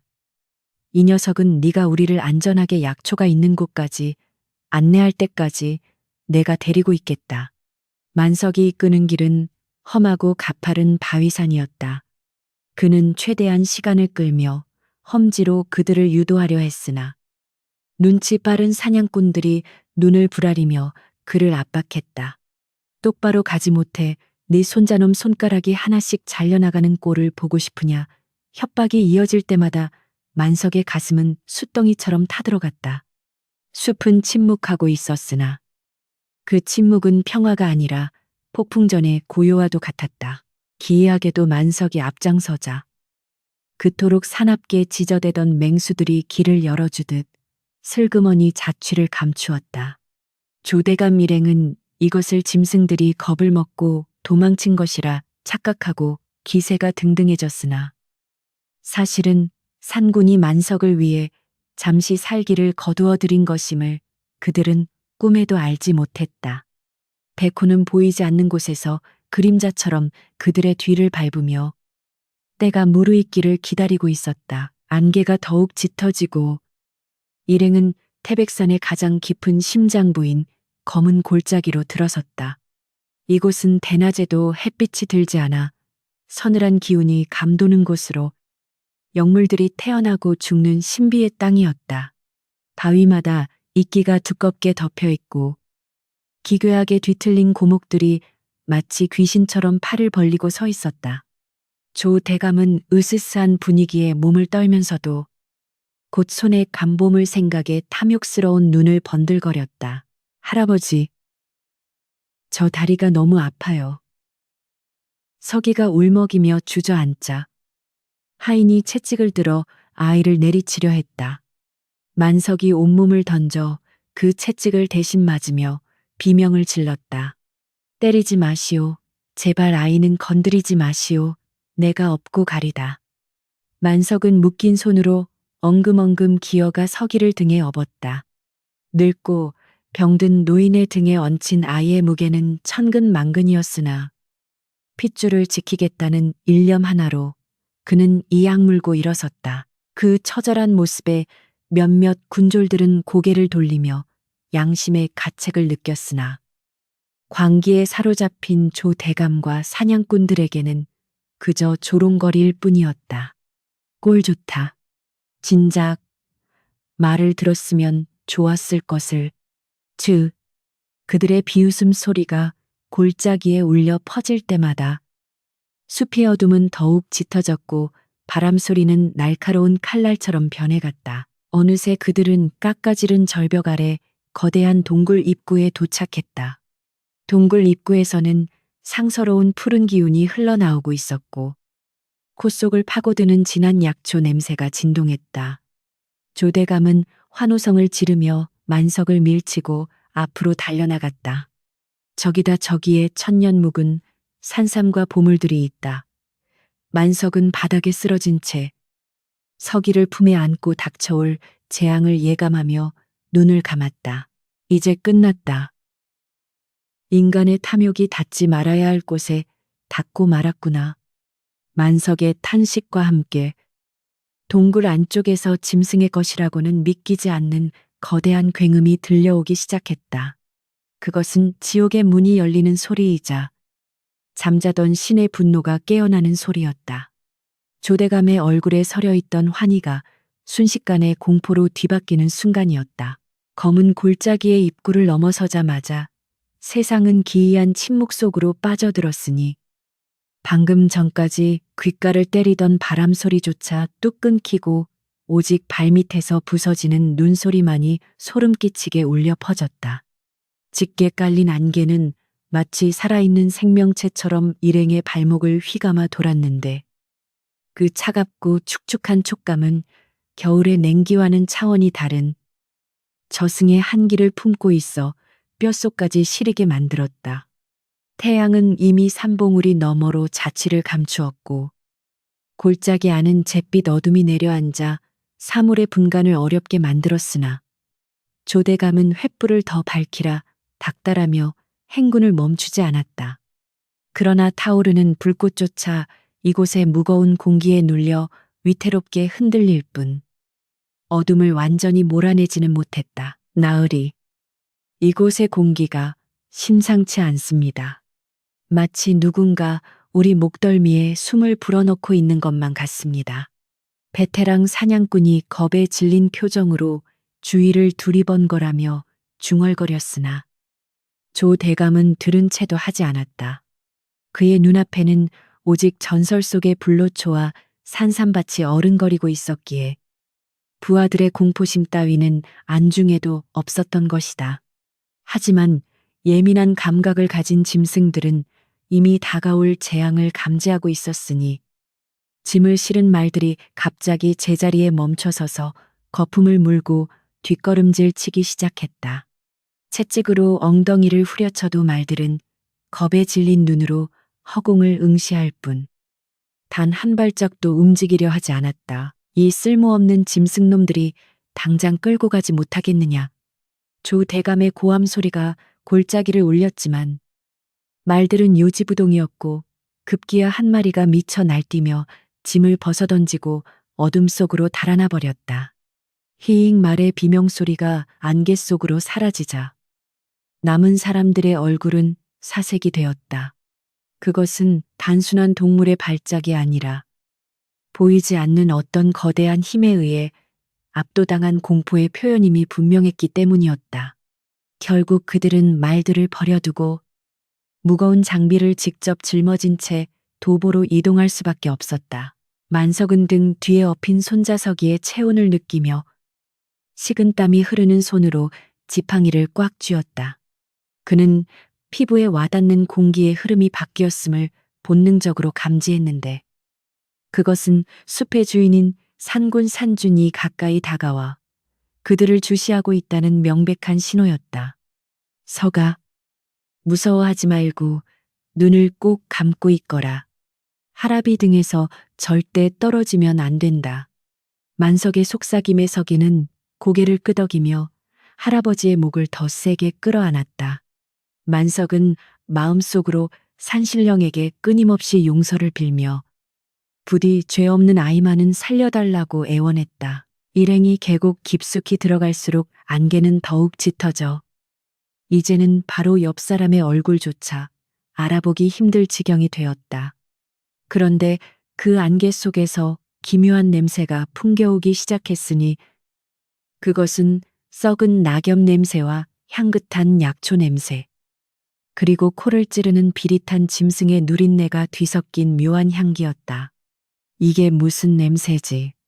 혹시 도끼 두치가 아닌가? 사냥꾼들이 코를 막으며 웅성거렸고 몇몇은 현기증을 호소하며 자리에 주저앉기도 했다. 그것은 다름 아닌 산신의 영역에 침범한 인간들을 거부하는 숲의 숨결, 즉 산의 독이었다. 갑자기 선두에 섰던 횃불 자비의 불이 피식하는 소리와 함께 꺼져버렸다. 바람 한 점 없는 곳에서 일어난 불가사의한 일이었다. 다시 불을 붙여라. 어서 조대감이 소리쳤지만 부싯돌을 아무리 쳐도 불꽃은 일어나지 않았다. 뒤이어 두 번째, 세 번째 횃불마저 원인 모를 이유로 차례차례 꺼져나가자 골짜기는 순식간에 완벽한 칠흑 속으로 잠겼다. 암흑 속에서 사람들의 거친 숨소리와 공포에 질린 비명만이 들려왔고 보이지 않는 공포는 그들의 이성을 서서히 갉아먹기 시작했다. 누구냐, 거기 누구 있느냐, 어둠 속에서 누군가 헛것을 본 듯 소리를 질렀다. 저기 바위 위에 하얀 것이 앉아 있어. 눈이 불타고 있다. 병사의 외침에 모두의 시선이 그곳으로 쏠렸으나 보이는 것은 짙은 안개뿐이었다. 하지만 그들은 분명히 느낄 수 있었다. 어둠 속에서 수백 개의 시선이 자신들을 둘러싸고 조여오고 있다는 것을. 그것은 사냥감이 된 짐승들이 느끼는 원초적인 공포였고 이제 그 역할은 인간들에게 넘겨져 있었다. 조대감은 공포를 이기지 못하고 허공에 대고 칼을 휘두르며 발광했다. 나오너라, 내 칼이 무섭지 않으냐. 나는 이 나라의 권세가 조대감이다. 그의 목소리는 떨리고 있었고 허세 섞인 외침은 오히려 자신의 나약함을 드러낼 뿐이었다. 그때 지축을 울리는 낮고 묵직한 소리가 발밑에서부터 전해져 왔다. 그르르르. 그것은 천둥 소리 같기도 하고 거대한 바위가 굴러가는 소리 같기도 했으나 분명한 것은 짐승의 으르렁거리는 소리라는 점이었다. 소리의 진원지는 사방팔방 어디인지 가늠할 수 없을 정도로 골짜기 전체를 울리고 있었다. 만석은 그 소리를 듣는 순간 전율했다. 그것은 며칠 전 자신을 품어주었던 그 따뜻한 그르렁거림이 아니라 억눌린 분노가 폭발하기 직전에 살깃뛴 경고음이었다. 엎드리시오, 산군께서 노하셨소. 만석이 다급하게 외치며 서기를 감싸 안고 바닥에 엎드렸다. 그 순간 강력한 돌풍이 일행을 강타하며 남은 횃불마저 모두 꺼뜨렸고 세상은 완벽한 혼돈 속으로 빠져들었다. 바람이 지나간 자리에는 서늘한 정적이 감돌았으나 그 정적은 오래가지 않았다. 어둠 속에서 툭툭 하는 소리가 들려왔는데 그것은 나뭇가지가 부러지는 소리가 아니라 굵은 뼈가 으스러지는 듯한 끔찍한 소리였다. 아악 외마디 비명이 어둠을 갈랐고 무언가 무거운 것이 끌려가는 소리가 들려왔다. 사람들은 패닉 상태에 빠져 서로를 밀치고 밟으며 도망치려 했으나 안개 속에서 방향을 잃고 헤맬 뿐이었다. 진정해라, 제자리를 지켜라. 사냥꾼 우두머리가 고함을 질렀지만 이미 통제 불능 상태였다. 그때 구름 사이로 희미한 달빛이 비치며 골짜기의 모습이 순간적으로 드러났다. 사람들은 경악을 금치 못했으니 그들을 둘러싼 바위 절벽 위마다 늑대와 곰, 표범들이 빼곡히 들어차 내려다보고 있었기 때문이었다. 그리고 그 중앙, 가장 높은 바위 위에는 집채만한 백호가 하얀 갈기를 휘날리며 제왕처럼 군림하고 있었다. 백호의 입에서는 하얀 입김이 뿜어져 나와 안개와 섞여 흘러내렸는데 그 모습은 마치 산신이 구름을 타고 내려온 듯 신성하고도 두려운 광경이었다. 녀석의 푸른 눈동자는 조대감을 정확히 조준하고 있었고 그 눈빛만으로도 조대감은 심장이 des을 듯한 압박감을 느꼈다. 놈은 당장이라도 달려들어 목덜미를 물어뜯을 수 있었으나 마치 쥐를 가지고 노는 고양이처럼 천천히, 아주 천천히 공포를 즐기고 있는 듯했다. 만석은 백호의 눈빛에서 슬픔과 분노를 동시에 읽었다. 인간들의 탐욕이 이 신령스러운 땅을 더럽힌 것에 대한 분노, 그리고 어쩔 수 없이 살생을 해야 하는 신의 슬픔이었다. 이제 피할 곳은 없다. 만석은 중얼거렸다. 조 대감 일행은 자신들이 보물을 찾으러 온 것이 아니라 제 발로 호랑이의 아가리 속으로 기어 들어온 것임을 뼈저리게 깨달았다.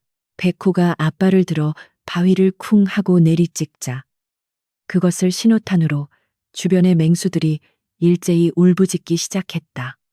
골짜기는 짐승들의 포효 소리로 가득 찼고 그 소리의 파동만으로도 사람들은 고막이 터질 듯한 고통을 느끼며 귀를 막고 뒹굴었다.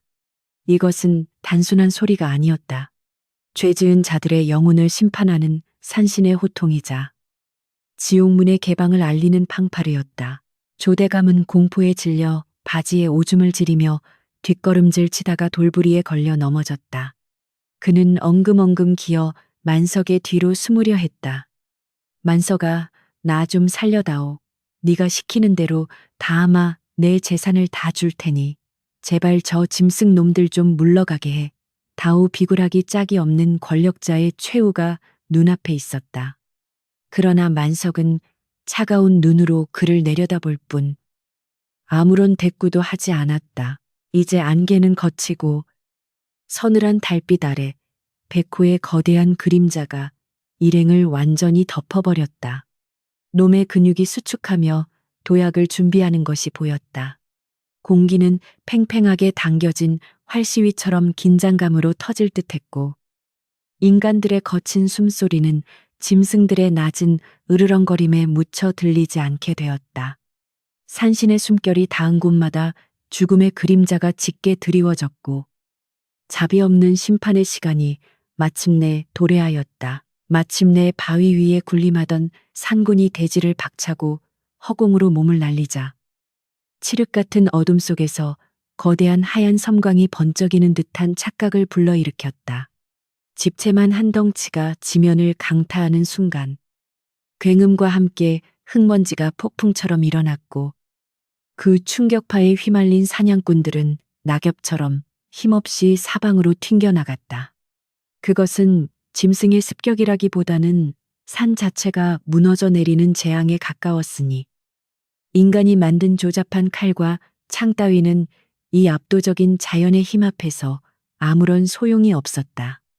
백호가 앞발을 한 번 휘두를 때마다 건장한 장정들이 비명 한 번 제대로 지르지 못하고 허공을 날아 바위에 처박혔고 그들의 무기는 엿가락처럼 휘어지거나 부러져 바닥에 나뒹굴었다. 으악, 살려줘, 괴물이다. 괴물이야. 골짜기는 순식간에 아수라장으로 변했고 공포에 질린 사람들은 서로를 밀치고 밟으며 탈출구를 찾아 헤맸다. 그러나 그들이 도망칠 곳은 어디에도 없었으니 어둠 속에서 기다리고 있던 늑대와 곰들이 길목을 차단하고 으르렁거리며 그들을 다시 안쪽으로 몰아넣었기 때문이었다. 이것은 단순한 사륙이 아니었다. 백호는 인간들의 목숨을 단번에 끊는 대신 그들의 사지를 짓누르고 혼을 쏙 빼놓음으로써 인간이 자연 앞에서 얼마나 나약하고 보잘것없는 존재인지를 뼈저리게 각인시키고 있었다. 놈의 포효 소리는 사람들의 간담을 서늘하게 만들었고 바지에 오줌을 지리지 않은 자가 없을 지경이었다. 조대감은 이 지옥 같은 광경을 목격하며 정신이 나간 사람처럼 헛웃음을 흘리다가 이내 공포가 극에 달해 비명을 질러댔다. 이놈들아 나를 지켜라. 내 돈을 받지 않았느냐. 어서 저 짐승을 죽이란 말이다. 하지만 이미 전의를 상실한 사냥꾼들은 주인의 명령을 듣는 둥 마는 둥 제 목숨 부지하기에 바빴고 신복이라 믿었던 집사 최가마저 혼비백산하여 바위 틈으로 기어들어가 숨어버렸다. 권력과 재물로 쌓아 올린 조대감의 성벽은 백호의 입김 한 번에 모래성처럼 허무하게 무너져 내렸고 그는 덩그러니 홀로 남겨져 다가오는 죽음의 그림자를 마주하게 되었다. 혼란의 도가니 속에서도 기이한 일이 벌어지고 있었으니 미쳐 날뛰는 맹수들이 오직 만석과 그의 손자 석이 주변만은 피해가고 있다는 사실이었다. 만석이 석이를 품에 안고 웅크리고 있는 그 작은 공간만큼은 마치 보이지 않는 결계가 처진 듯 평온했고 튀어오르는 돌 파편조차 그들을 비껴갔다. 만석은 떨고 있는 손자를 토닥이며 눈앞에서 벌어지는 참상을 똑바로 응시했다. 보아라. 석아, 이것이 바로 산의 심판이다. 죄 지은 자는 벌을 받고 선한 자는 보호받는 것이 하늘의 이치란다. 그의 눈에는 두려움 대신 경외심이 가득 찼다. 주변의 잡배들을 모두 정리한 백호는 마침내 그 거대한 몸을 돌려 진흙탕 속에 주저앉아 있는 조대감을 향해 천천히, 아주 천천히 다가갔다. 놈의 발걸음은 소리가 나지 않았으나 땅의 울림은 조대감의 심장을 직접 타격하는 듯했다. 백호의 전신에서 뿜어져 나오는 하얀 김이 조대감을 감쌌고 놈의 푸른 눈동자는 마치 저승사자의 등불처럼 타오르며 조대감의 영혼을 꿰뚫어 보았다. 조대감은 숨조차 쉴 수 없는 압박감에 짓눌려 혀가 굳어버렸고 손에 쥐고 있던 금덩이가 든 주머니를 저도 모르게 떨어뜨렸다. 살려주게. 내 모든 재산을 줄 테니. 제발. 조대감은 덜덜 떨며 애원했으나 백호에게 인간의 재물 따위가 무슨 소용이 있겠는가. 백호는 코방귀를 뀌며 앞발로 바닥에 떨어진 금 주머니를 지시겨 버렸고 그 안에서 쏟아져 나온 황금들은 진흙 속에 파묻혀 빛을 잃었다. 그것은 조대감이 평생을 바쳐 쫓았던 가치들이 신령 앞에서는 돌멩이보다 못한 쓰레기에 불과함을 보여주는 상징적인 행위였다. 조대감의 동공이 지진이라도 난 듯 흔들렸고 그는 자신의 초라한 몰골을 깨달으며 절망의 나락으로 떨어졌다. 백호는 조대감의 코앞까지 얼굴을 들이밀었고 그 거대한 입에서 풍기는 뜨거운 열기와 피냄새가 조대감의 얼굴을 덮쳤다. 날카로운 송곳니는 금방이라도 목을 꿰뚫을 듯 위협적이었으나 백호는 물지 않았다. 대신 놈은 조대감의 눈을 똑바로 응시하며 태산이 무너지는 듯한 소리로 우렁차게 포효했다. 크아앙 그 소리는 고막을 찢는 것을 넘어 조대감의 뇌리를 강타하고 영혼을 산산조각 내버렸다. 그는 극도의 공포를 이기지 못하고 그 자리에서 거품을 물고 뒤로 넘어갔다. 조대감의 머릿속에서는 과거 자신이 저질렀던 악행들이 주마등처럼 스쳐 지나갔다. 억울하게 매질을 당하던 소작농들, 약을 구하지 못해 죽어간 병자들, 그리고 자신의 탐욕 때문에 불타버린 만석의 집. 그 모든 죄업들이 백호의 포효와 함께 괴물로 변해 그를 덮쳐왔다. 육체는 멀쩡했으나 그의 정신은 완전히 붕괴되었고 오만하고 잔혹했던 권세가의 눈빛은 초점을 잃고 흐리멍덩해져 버렸다. 상구는 그를 죽여 편안하게 해주는 대신 평생 공포와 죄책감 속에 갇혀 살게 하는 더 무거운 형벌을 내린 것이었다. 백호가 조대감을 응징하고 고개를 돌리자 숨죽이고 있던 다른 짐승들도 일제히 울음을 멈추고 산군을 주시했다. 백호의 시선은 바위 뒤에 숨어 벌벌 떨고 있는 사냥꾼들과 하인들을 향했다. 그 눈빛은 당장 꺼지지 않으면 너희들도 적골을 만들겠다는 무언의 경고였다. 살아남은 자들은 기겁하며 무기를 버리고 내 발로 기어서라도 골짜기를 빠져나가기 위해 필사적으로 도망쳤다. 누구 하나 뒤돌아보는 자가 없었고 그들의 뒷모습은 폐잔병보다 더 비참해 보였다. 골짜기에는 이제 만석과 석이 그리고 미쳐버린 조대감과 산군만이 남았다. 백호는 조용히 만석에게 다가와 굵은 꼬리로 서기의 머리를 한 번 쓰다듬었다. 서기는 신기하게도 울음을 그치고 호랑이의 털을 만지작거렸고 백호는 낮은 소리로 가르랑거리며 화답했다. 만석은 자리에서 일어나 깊게 허리를 숙여 산군에게 예를 갖추었다. 은혜를 입었습니다. 이 늙은이의 한을 풀어주시고 어린 생명을 지켜주셔서 감사합니다. 백호는 만석의 인사를 받는 둥 마는 둥 시선을 돌려 동굴 안쪽을 바라보았다. 그러더니 입에 물고 있던 무언가를 만석의 발치에 툭 뱉어 놓았다. 그것은 조대감이 그토록 찾고자 했던 그러나 결코 찾지 못했던 천년 묵은 산삼이었다. 흙이 묻지 않게 잎사귀로 정성스레 쌓여있는 그것은 은은한 광채를 내뿜고 있었다. 만석이 놀라 고개를 들었을 때 백호는 이미 눈보라 속으로 몸을 돌리고 있었다. 어찌하여 저에게 이런 귀한 것을 만석이 묻자 백호는 뒤도 돌아보지 않고 긴 포효를 남기며 어둠 속으로 사라져갔다.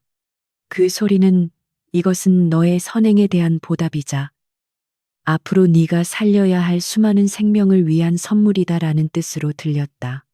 만석은 멍하니 서서 백호가 사라진 자리를 바라보며 뜨거운 눈물을 흘렸다. 눈보라가 다시 몰아치기 시작했으나 이제는 춥지 않았다. 쓰러진 조대감은 멍하니 하늘을 바라보며 실성한 사람처럼 호랑이, 하얀 호랑이 라고 중얼거리고 있었다.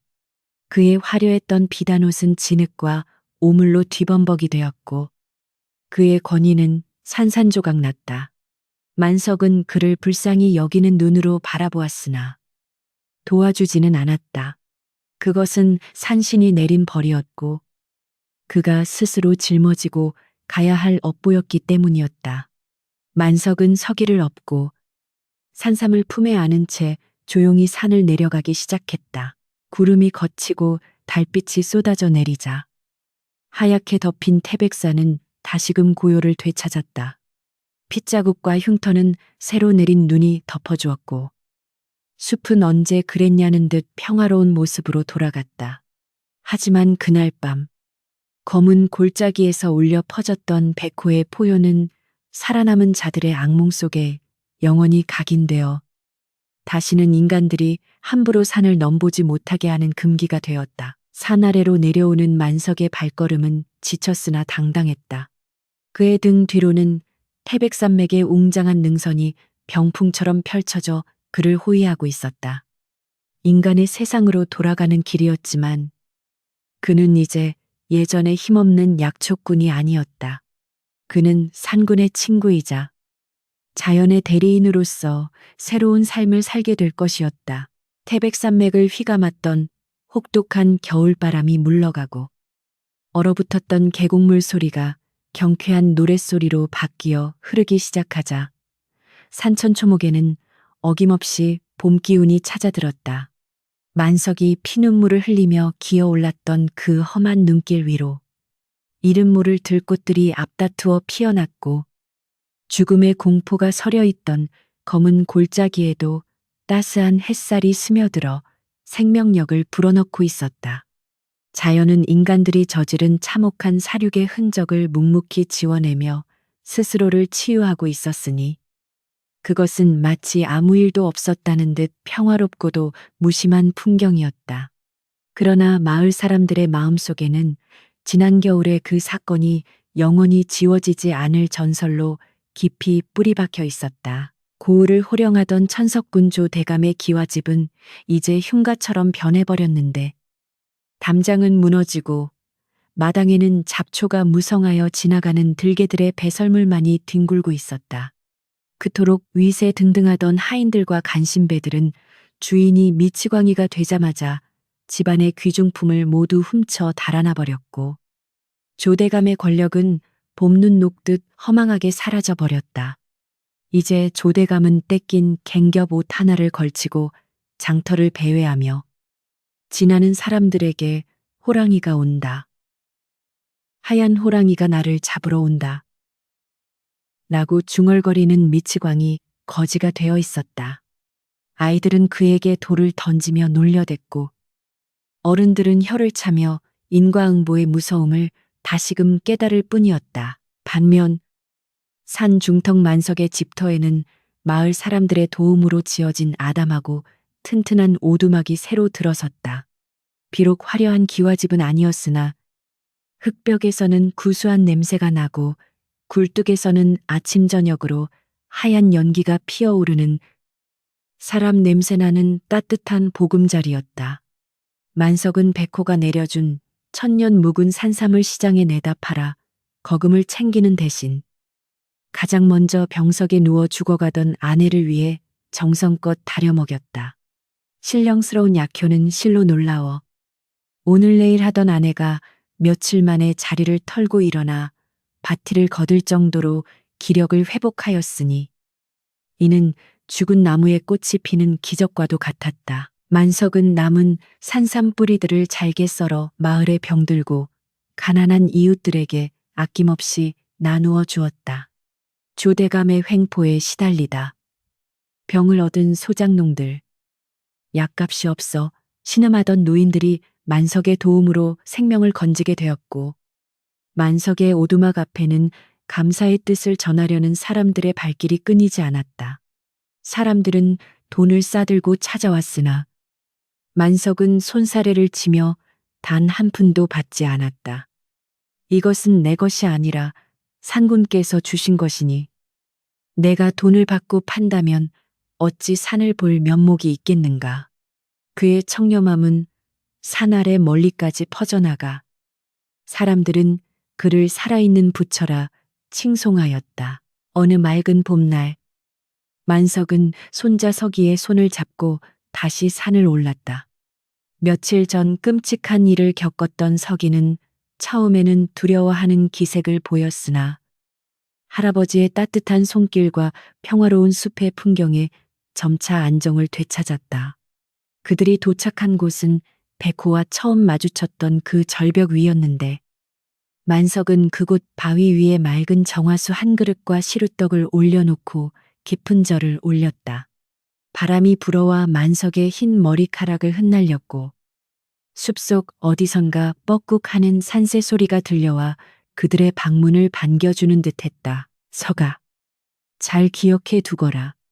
산은 우리에게 생명을 주기도 하지만 욕심을 부리면 언제든 앗아갈 수도 있는 무서운 곳이란다. 우리가 이 산을 지키면 산도 우리를 지켜줄 것이다. 만석의 가르침에 서기는 고개를 끄덕이며 숲을 향해 고사리 같은 손을 흔들었다. 그때 숲의 깊은 그늘 속에서 무언가 하얀 물체가 스치듯 지나가는 것이 만석의 눈에 띄었다. 그것이 바람에 날리는 꽃잎인지 아니면 산군의 꼬리인지 확실치 않았으나 만석은 입가에 은은한 미소를 띠며 고개를 숙여 예를 표했다. 말이 통하지 않아도 마음으로 통하는 교감이 그곳에 있었다. 다시 일상으로 돌아온 만석은 여전히 가난한 약초꾼이었으나 그의 마음만은 그 누구보다 부자였다. 그는 약초를 캐러 갈 때마다 항상 덫에 걸린 짐승이 없는지 살피고 겨울이면 산짐승들을 위해 도토리를 뿌려놓는 일을 잊지 않았다. 사냥꾼들 또한 만석의 이야기를 전해 듣고는 감히 태백산의 금지된 구역에는 발을 들이지 않았고 덕분에 사는 짐승들이 마음 놓고 뛰어노는 낙원이 되었다. 인간과 자연이 서로의 영역을 침범하지 않고 존중하며 살아가는 평화가 찾아온 것이다. 세월이 흘러 만석이 늙어 세상을 떠나던 날, 마을 사람들은 믿기 힘든 광경을 목격하였다고 전해진다. 만석의 상여가 나가는 길목에 집채만 한 호랑이 발자국이 선명하게 찍혀 있었고, 어디선가 구슬픈 호랑이 울음소리가 밤새도록 산자락을 울렸다는 것이다. 사람들은 산군이 친구의 마지막 가는 길을 배웅하러 내려온 것이라 믿었고, 만석의 무덤가에는 해마다 이름 모를 하얀 꽃들이 만발하여 그의 넋을 위로하였다. 미치광이가 된 조대감은 어느 추운 겨울날 객사하여 아무도 모르게 거적에 말려 산에 버려졌다. 그의 죽음을 슬퍼해 주는 이는 아무도 없었고, 그의 뼈는 들짐승들의 먹이가 되어 흩어졌으니 이는 자연을 거스른 자의 비참한 말로를 보여주는 본보기가 되었다.